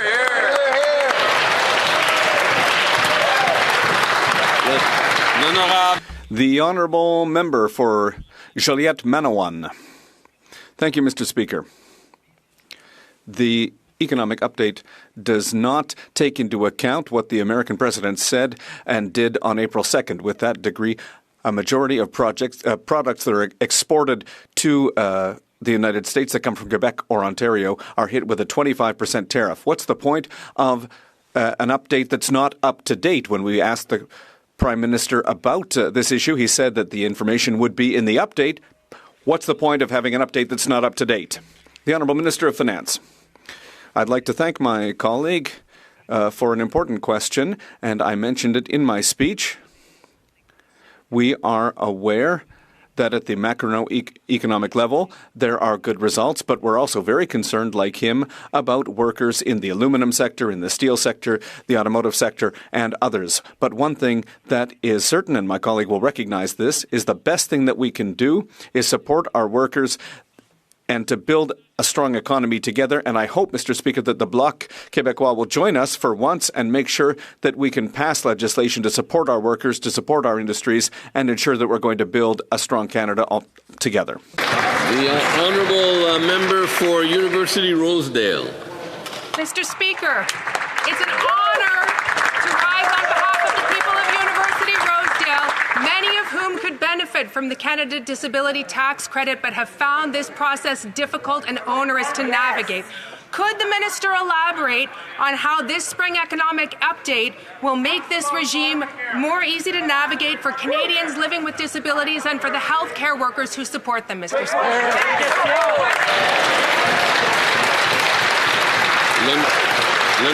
The Honourable Minister of Finance. Speaker, I'm sure everyone in University Rosedale watching are proud of their new member of Parliament. It's just a few days and she's already making a difference. She is right, Mr. Speaker, and she has the experience. In fact, what we have made is to make sure that people who need the disability tax credit, those who are entitled, can do it faster, Mr. Speaker. We have listened to community, we have listened to people, and what they were telling us, Mr. Speaker, is that the process was very cumbersome. They could not get the benefit. You know what, Mr. Speaker? This is about being a true Liberal. We are fiscally responsible, but we're also there for people. We're listening to communities. And Mr. Speaker, I can tell you 2/3 of the additional revenue that we have received, we have used the proceeds to make sure we make life more affordable for Canadians. That is truly building Canada strong for all. The honourable member for Vancouver East. Thank you, Mr. Speaker. There's nothing in the spring economic update on surveillance pricing. There is nothing on excessive tax profits, as oil companies are set to make some $90 billion in excessive profits. Meanwhile, there's only meanwhile, two-thirds of the $140 billion for housing is actually for developers in lost revenues. And the government does not, in the economic budget, has the wherewithal to ensure the right fit program for people with disabilities are funded. They only need $500,000 to keep the program going for people with disabilities to find the home. Why didn't the government support people with disabilities? The Honourable Minister of Finance. Mr. Speaker, I have enormous respect for my colleague. She raised a very important question. With respect to the disability tax credit, Mr. Speaker, we have listened to community. We have made sure that it's more efficient. Mr. Speaker, we want to make sure that people who are entitled to benefit can find the process easier. But one thing I want to say is that all the new measures, 50% of all the new measures we have adopted in the spring economic update, Mr. Speaker, is to help Canadians from coast to coast. So, Mr. Speaker, we're always going to have the back of Canadians. We're going to support our workers, support our industry. We're going to build Canada strong together. The Honourable Member for Richmond Athabasca. Thank you, Mr. Speaker. If you look at let's look at the facts. The previous Liberal Prime Minister projected a deficit of $31 billion. Today, we have learned that the government has doubled that deficit. They've announced a sovereign wealth fund. The minister has compared us to Norway and Saudi Arabia. But Norway and Saudi Arabia actually export their natural resources. That's why they have budgetary surpluses. Canada is in a deficit. The government is spending using Canadians' credit cards. $25 billion will be charged to Canadians' credit cards to begin the wealth fund. There's just 3 lines in here about renegotiating CUSMA. 3 lines. What about our industries? Steel, aluminum, forestry, the automotive industry. A deal with our greatest economic partner deserves more than 3 lines in this document. Does he not even care about getting a deal signed?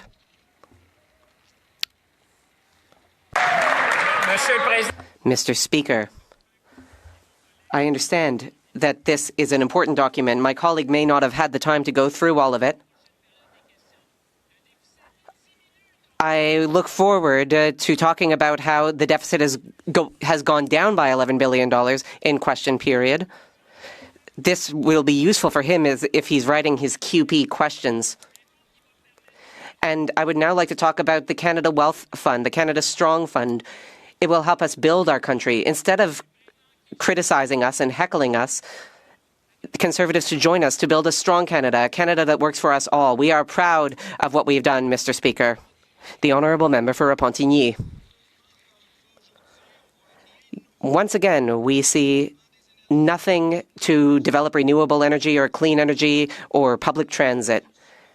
Yet we do see new subsidies for oil and gas. The government has even dared to invest more in carbon capture so that oil companies can take more oil out of the tar sands. They're setting aside $14.5 billion for oil and gas in this document.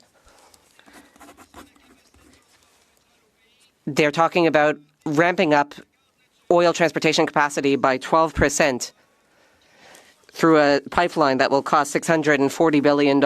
They're putting $25 billion in a wealth fund, even more for oil and gas. How can this government claim to take climate change and its climate goals seriously when the Honourable Minister of Finance? Mr. Speaker, my colleague has read the document, but only a part of it. I do get it. It's a long document, but I will go into a little bit more detail. We are investing in major projects like the expansion of the Port of Montreal in Contrecoeur. This will be the largest port expansion in Canada's history. Quebec is a trade leader. Quebec is an entrepreneurship leader. We will continue to invest in our entrepreneurs and our industries to build Canada strong from coast to coast. Honourable Leader of the Opposition.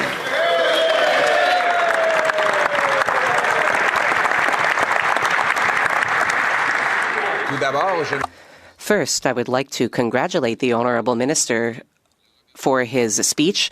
I would thank him for simplifying the disability tax credit. As a father, I appreciate that, and I'm ready to work with him to make the system simpler so that it can help more people.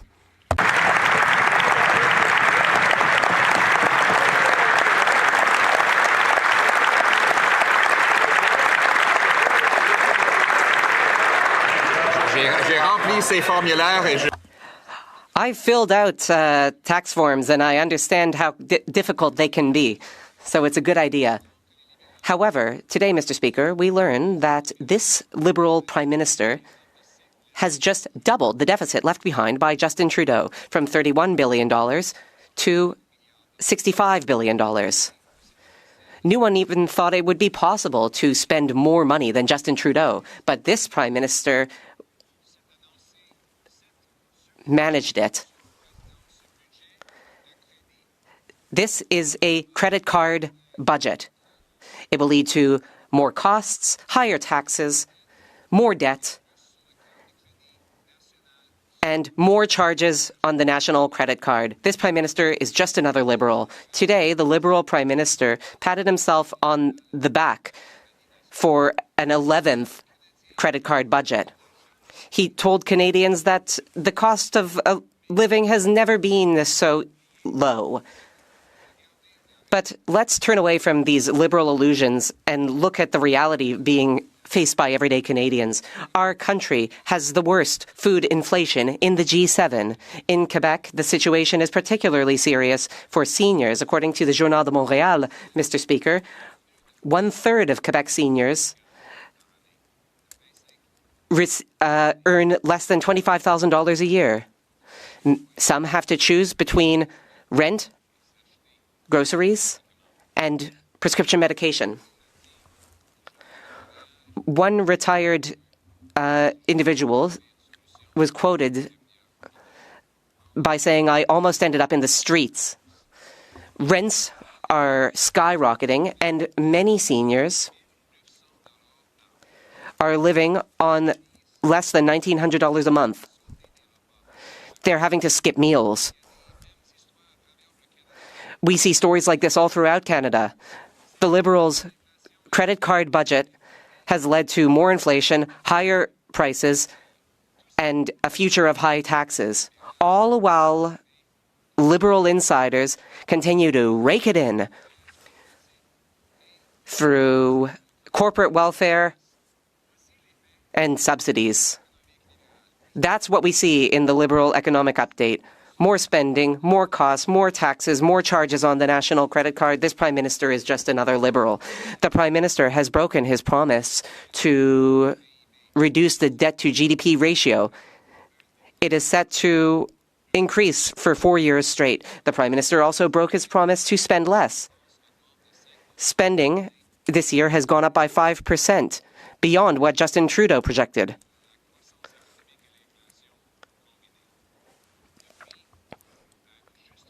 Just today, the Prime Minister announced $37 billion of new spending. And here we're talking about net spending. This completely dwarfs any savings he has achieved. Since coming into office, the Prime Minister has created 13 new government agencies, burdening our democracy further. His deficit is the largest we have seen outside of COVID, and interest payments on the debt, expressed as a percentage of GDP, are the largest we have seen since 1996. Interest payments on the debt are now $59 billion a year, more than what is spent on health, more than what the government takes in through the GST. This means that when you pay the GST, every single cent you are paying vanishes into the pocket of bankers. Not a single cent goes to our doctors or nurses, Mr. Speaker.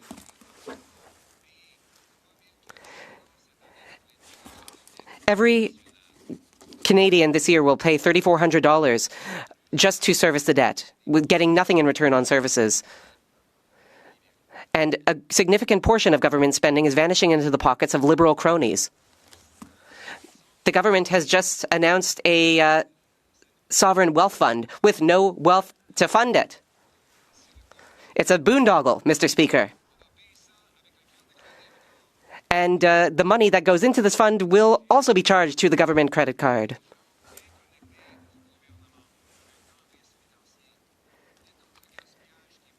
Liberal insiders will make a killing on this. There are other measures to favor the global elites. $3 billion for climate spending. This is the same excuse that the Prime Minister used to enrich Brookfield. Let us think about his Net Zero Alliance, which is currently going bankrupt. He is spending on electric vehicles built abroad at the expense of Canadian jobs. $11 billion for a great big conference of global elites who will get together and talk about how best they can squander away taxpayer money. And the update is also predicting increased inflation and decreased growth, all while the government is doing all it can to increase the cost of living and reduce wages, all while Liberal insiders rake it in. Over the past year, quality of life has been on the decline, costs have been going up. I would invite these Liberals to open their eyes and wake up to reality. They should propose a plan to reverse course. Conservatives have proposed a plan with 4 pillars. First, abundant, affordable energy with no tax on gasoline and no carbon taxes. 2,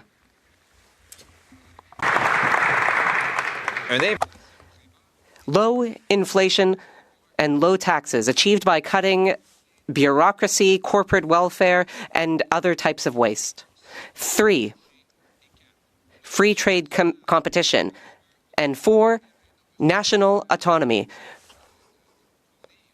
We need to unblock our natural resources so we can drive our economy using what we have here at home. This is how we can make things more affordable. This is how we can make Canada stronger. And this is how we can make Canada greater. I want to congratulate, now in English, congratulate the Minister for his speech and thank him for his commitment as a father. Thank him for his commitment to simplify the disability tax credit. Our people should be spending their times living their lives rather than filling out forms. We want to make life simpler for people who already have enough sense.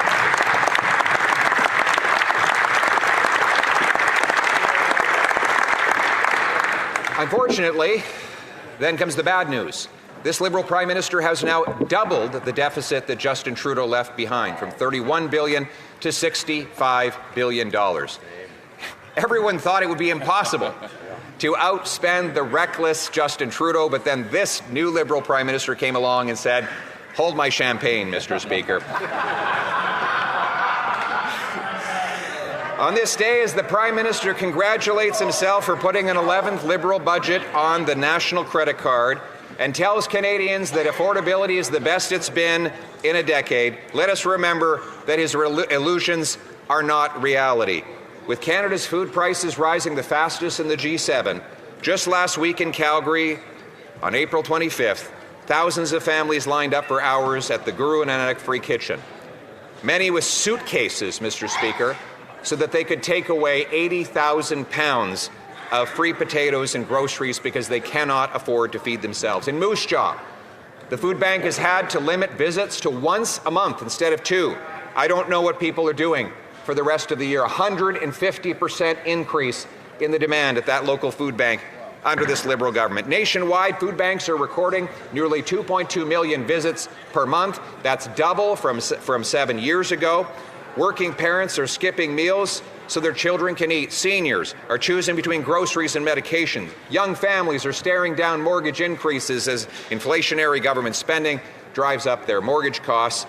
And all of this, Mr. Speaker, is leading to real misery in people's lives, real human costs that we saw with the report of the World Happiness Index, which saw Canada fall from 5th happiest in the world to 25th during the span of this Liberal government. Among Canadians under the age of 25, we now rank 71st behind the US, UK, Australia, and even Kazakhstan, Vietnam, and Moldova. Wow. Who would have thought that Kazakhstani youth, Vietnamese youth, Moldovan youth would be happier than Canadians in their youth in the springtime of their lives, Mr. Speaker? That is the tragedy of Liberal credit card budgeting that impose higher costs on people's lives. Here's how it works.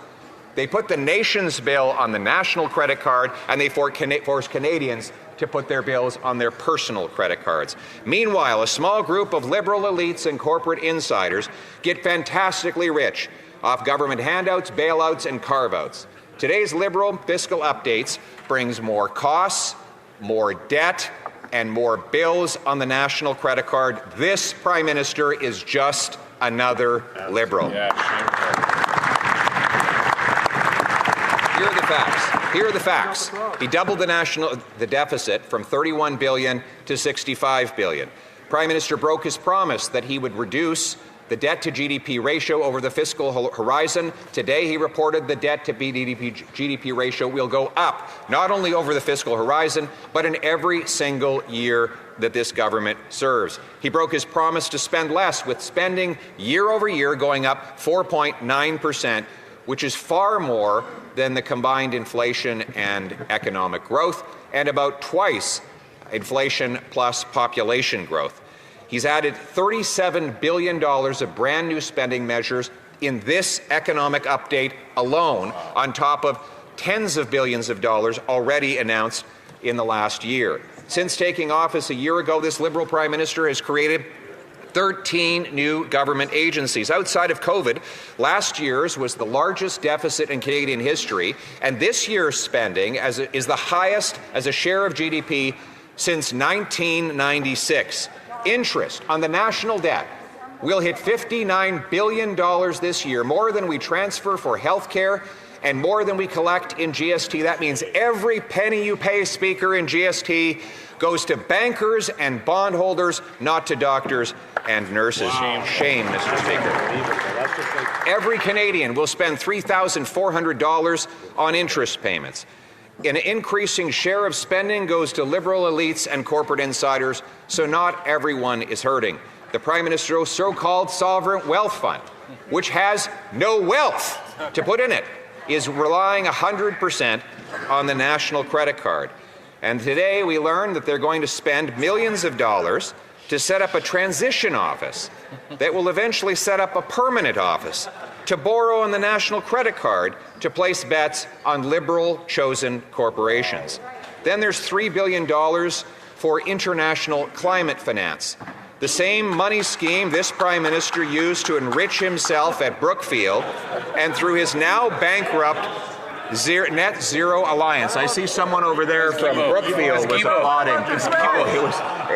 It was the former Environment Minister, and guess what? He might feel like he's out of business sitting in the corner, but no worries, Mr. Speaker. The Prime Minister's Net Zero Alliance is also bankrupt, so he's not alone.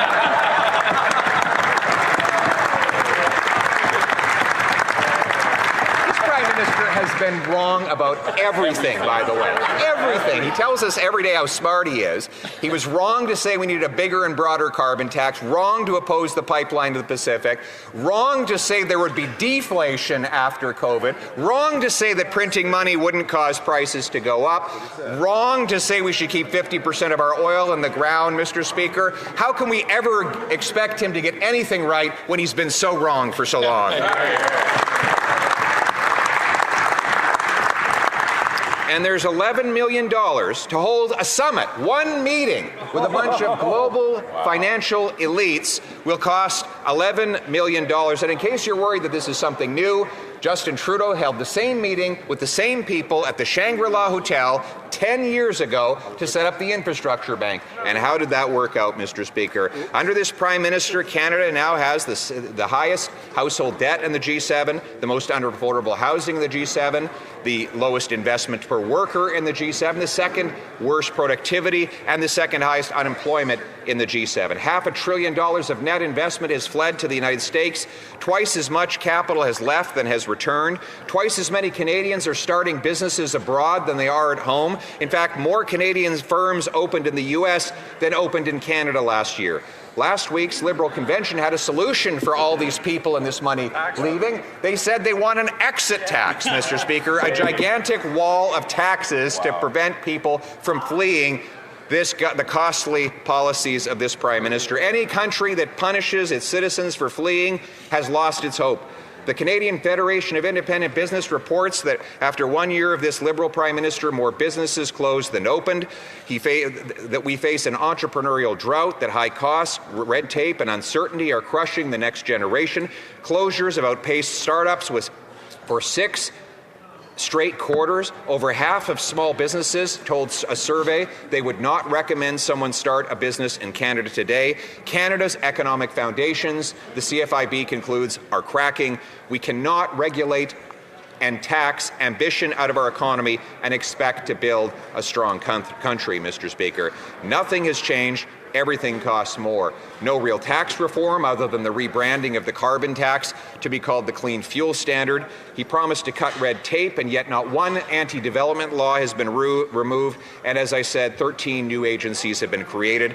He said he would build at speeds not seen in generations, yet after we gave him unprecedented legal powers to approve big national projects, that new office that those laws created has not approved a single one. And then there's the pipeline to the Pacific, he promised. Mr. Speaker, it has no permit, no route, no investor, no start date, no end date, no starting point, no end point. And the only company that says that we know could actually build the pipeline, Enbridge, says that Liberal laws and taxes will prevent us from creating enough oil, generating enough oil to put in it. And finally, he wants Alberta to spend $20 billion on a money-losing carbon capture project that has never been proven anywhere as a condition for building the actual pipeline. And what about his famous Davos speech on middle power alliances? It's produced a lot of MOUs, but 0 new free trade agreements around the world. Announcements are not results. Lofty speeches do not pay mortgages, fill tanks, or stock the shelves. At the root, this Prime Minister still holds the same Liberal ideology of top-down government control that concentrates power and money among insiders like him. That philosophy that doubled our debt, killed growth, and priced families out of the basics. He has been wrong on all of those issues all along, Mr. Speaker. After 1 year of this Prime Minister, our economy is weaker, more expensive, and less hopeful. I share these harsh facts because we must replace the illusion with reality if we are going to fix what the Liberals broke. Mr. Speaker, it has been said that optimism without realism is delusion, and realism without optimism is surrender. We will neither delude ourselves about the harsh reality nor surrender to Liberal failure. Today, we speak as Conservatives of a different, more hopeful, and a better Canada. A Canada that is the most affordable and autonomous anywhere on earth.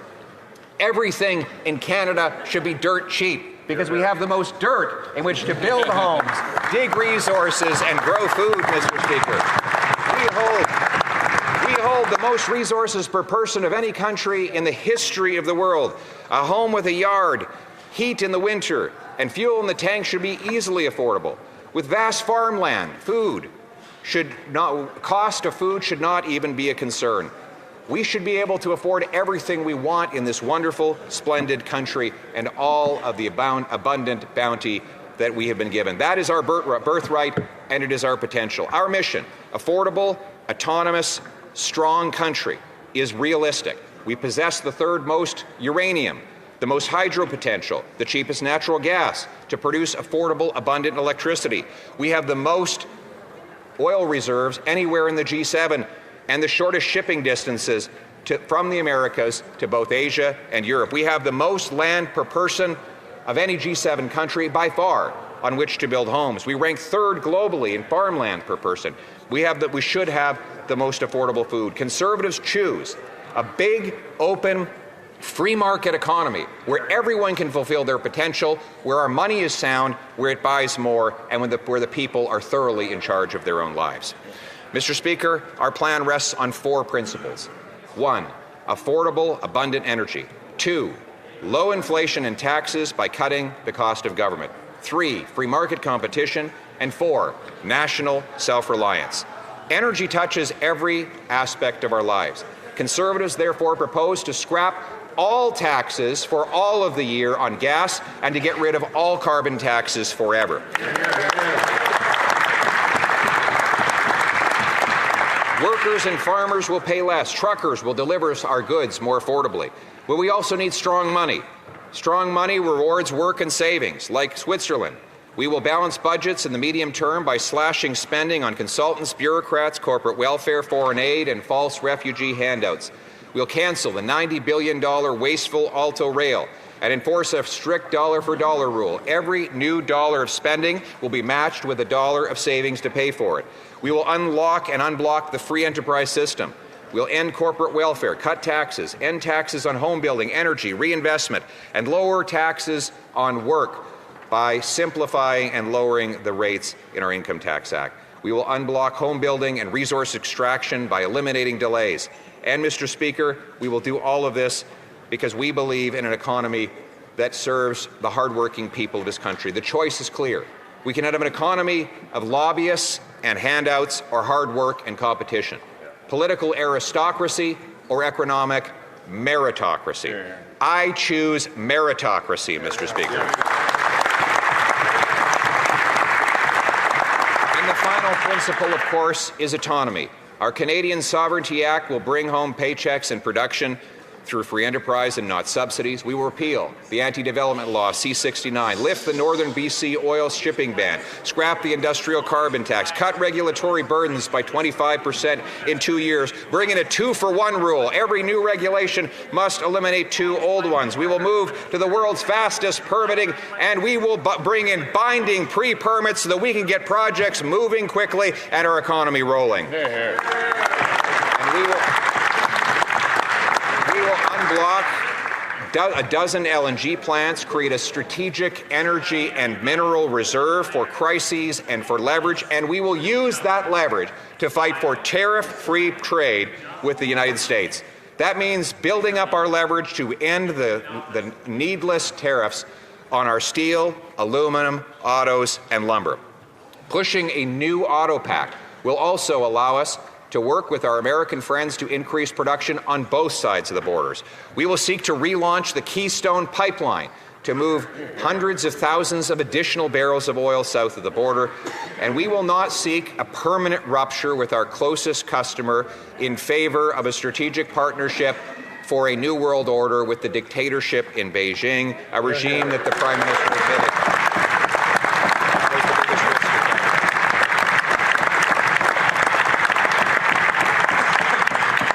Canada. Canada sells 20 times more to the United States than it does to China, and that is not going to fundamentally change, no matter how many illusions and falsehoods the Prime Minister promises. The same Prime Minister knows that. That's why he has 91% of his investments in the United States and not in Canada. Unfortunately, under his leadership, his investments are among those that have fled. In short, we need to remove the obstacles, the tariffs, the taxes, the red tape, and the bureaucracy. Other government obstacles need to be removed. In essence, we need the government to get out of the way. It's not what they must do, it's what they must stop doing.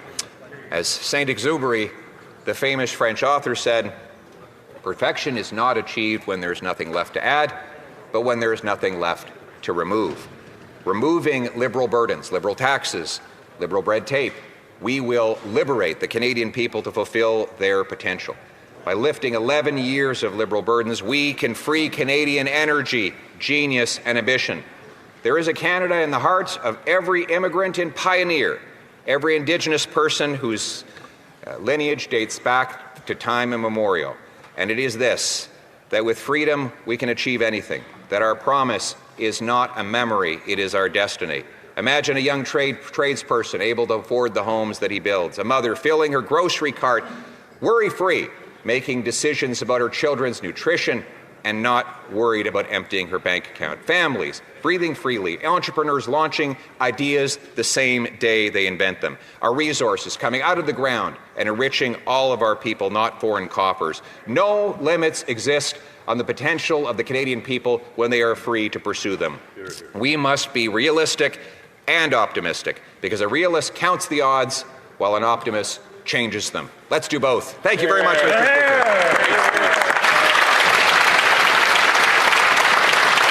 Questions and comments? The honourable member for Winnipeg North. Yes, thank you, Mr. Speaker. Where I agree with the leader of the Conservative Party is to look at the contrast. And there is a great big difference. On the one hand, you have a Prime Minister elected 1 year ago today and a government that recognizes that in order to grow the economy, in order to protect our security into the future, we need to invest in Canada.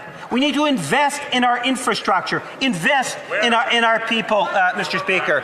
From day one, those are the types of actions that we have witnessed. In the fall budget, we saw it detailed. In the spring update that was just tabled an hour ago, full of good news. The Conservative Party has nothing new to add, Mr. Speaker.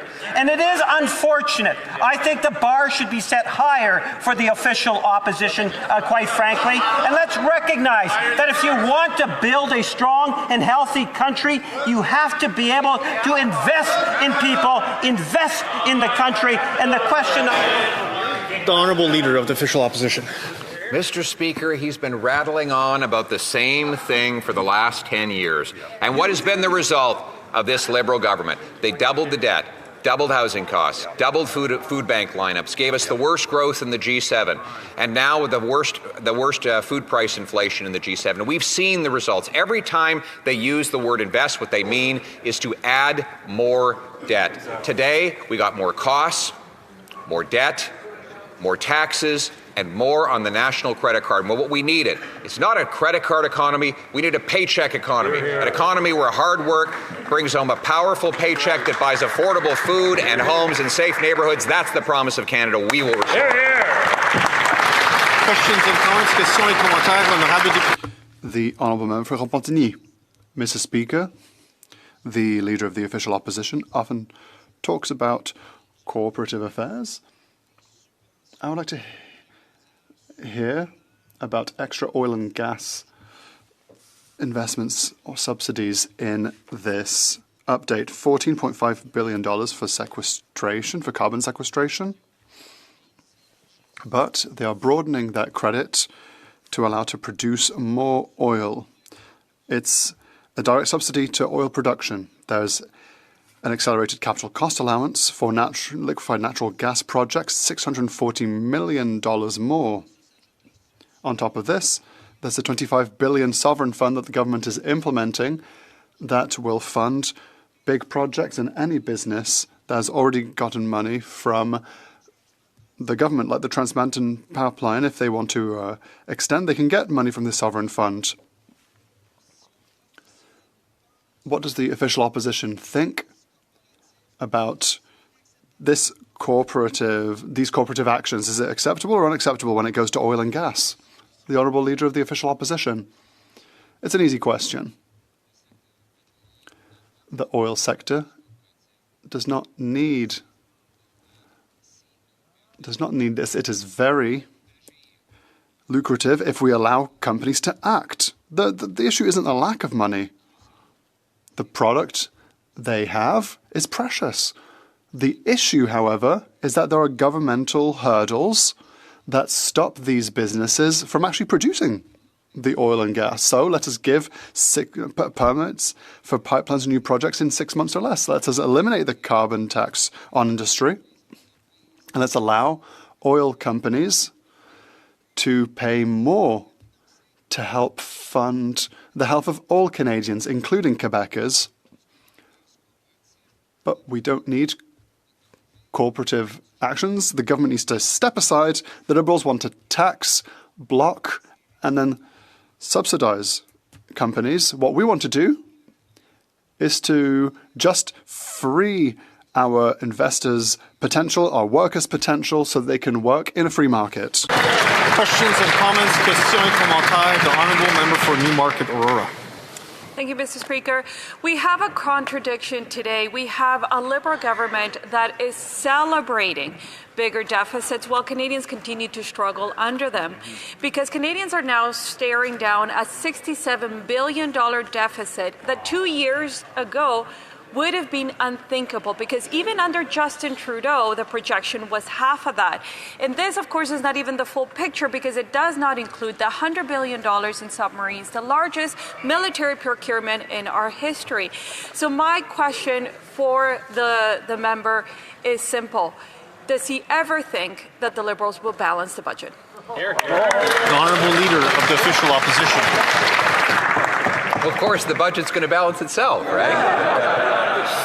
You know, we make fun of Justin Trudeau, though, but how can we really continue doing that when the new Liberal Prime Minister has a deficit that is 100 times bigger? I mean, did you ever imagine that anyone could outspend Justin Trudeau? Anyone could be more irresponsible than Justin Trudeau? You know, you wonder, is it sheer incompetence? Or is it because this Liberal Prime Minister and the elites around him actually profit off of all of the inflation and the handouts this creates? And remember, the CEO of Brookfield said that inflation drives profits for Brookfield. It means they can charge higher rent to working class tenants. It means their stock price goes up. It means their assets go up in price while destroying the working class people. At the same time, what is the money funding that the Prime Minister is putting on the national credit card? Corporate welfare, handouts to insiders. While they lock up all the other small businesses and entrepreneurs, they give special deals to Liberal insiders and powerful elites. That is the economy that they've created, Mr. Speaker, one for insiders and elites. We want an economy that is bottom-up, free enterprise for every Canadian who works hard, pays their taxes, and plays by the rules. Here, here. Questions and comments, questions et commentaires, the Honourable Member for Courtney, Alberni. Mr. Speaker, we know that right now people living with disabilities that actually can qualify get $200 for the Canada Disability Benefit. Despite that it's that meager, Mr. Speaker, the Liberals offered nothing in terms of an increase despite the high rates of inflation. Also, Mr. Speaker, we've talked to them and we brought forward ideas about improving the disability tax credit form, just honouring people who are living with disability in their province and territory, that they would automatically qualify. What do the Liberals do? They tinker the form and they say good enough. But Mr. Speaker, it's costing 250,000 doctor hours a year and 1 million patient visits just to do that form. That red tape alone is a reason to actually just honour people who are living with disability in their provinces and territories. Through you, Mr. Speaker, to the Leader of the Official Opposition, does he support our proposal that you should, if you're on disability in your province and territory, you should automatically qualify? And do the Conservatives support increasing the Canada Disability Benefit for those people that are living with disabilities? Excellent question. The Honourable Leader of the Official Opposition. I think that's a great question. First of all, obviously if somebody's on disability, they should automatically qualify for the disability tax credit. I will note there are a lot of people who should also qualify but that are not receiving disability provincially. So it should not necessarily be the case in the reverse direction. The other thing that needs to be simplified is the disability savings account. I think what should happen is when somebody applies for the disability tax credit, they should be able to tick a box for CRA to contact their bank and alert them to set up free of charge a registered disability savings account, because it took us 2 trips to the bank and a stack of paper like this in order to do it. It took forever. I can't imagine a very busy single mother who's working as a waitress is going to be able to go twice to the bank, fill out all those forms, and as a result, 18 years later, her child is not going to have a savings account to help that child with their future. So let's make it automatic, let's make it simple, let's empower people's lives and not drown them in paperwork. Questions and comments, questions et commentaires. The Honourable Secretary of State for Nature. Mr. Speaker,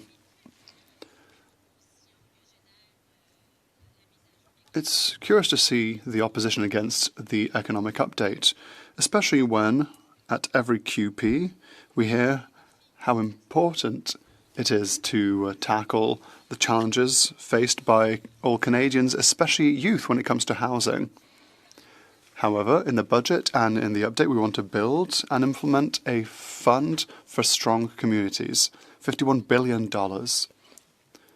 This is an amount that not only will allow us to help us with projects in communities, will also support infrastructure.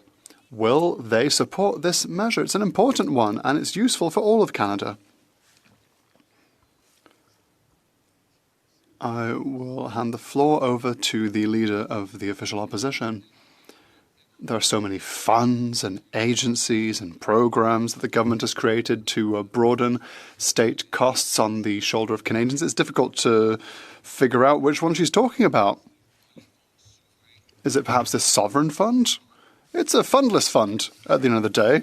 Sovereign funds generally accumulate budget surpluses, like in Norway and Saudi Arabia. In Singapore, they have budget surpluses year on year. And so they put money aside, like one would save up some money to make their people more wealthy. But in Canada, there are no surpluses. There are deficits year after year after year. We have a debt that goes over $1 billion. This Prime Minister wants to crack out the credit card to invest in corporations linked to the government that have influence over the government. And now I'm sure that Canadians will lose the money and pay interest on the new debts added by the Prime Minister. And that's ridiculous, Mr. Speaker. For investments, we have to eliminate obstacles and taxes. We need a free economy here in Canada. The Honourable Member from Mirabel. Thank you, Mr. Speaker, and thank you to colleagues for being here today. Well, listen, Mr. Speaker. It's not easy to have detailed thoughts about such an undetailed document, because the goal of an economic update is to update people. And, you know, the government changed the budgetary cycle. They tabled a budget last fall, a budget that they clearly weren't ready for. There were some measures that were incomplete. For example, there was the GST changes. This is a budget that hadn't tabled a budget right after the election, even though they'd spoken endlessly about the economic emergency. Now we have an update where, you know, we were hoping that manufacturers in Quebec and in Canada would be able to adapt to a situation that has changed. And what's changed? Well, it's when it comes to tariffs. We'll talk about trade agreements. We have a Prime Minister who said that he was the master negotiator, Mr. Speaker. And yet, so far today, not only do we not have an agreement with the United States, but there's no negotiations underway with the United States. When a partner such as Mexico, Mr. Speaker, point of order, the Honourable Member for Drummond. I was impressed with the Honourable Member, the Honourable Opposition Leader who kept his concentration when the Liberal... It looks like Pierre has left and everything, so yeah, we can just call it here. We've got a bit of a break until committee starts, because committee starts at 6:30. Let me see. I put the link in chat a few times. There's the link again. I'll see you guys in just a little over an hour for committee, and then that'll be it for today. And tomorrow, Pierre should be in the house along with Carney. It should be the only day of the week that Carney shows up for question period. So question period will be at 2 p.m., just like normal. So if you don't want to come for committee, you can just join us for question period. And I'll see you tomorrow if you don't want to come to committee. There's the link again for committee. I'll see you guys soon. Just a little over an hour, so it starts at 6:30. And before I go, Woody, thank you so much for the super chat. Really appreciate that. All right, see you guys soon. Bye-bye.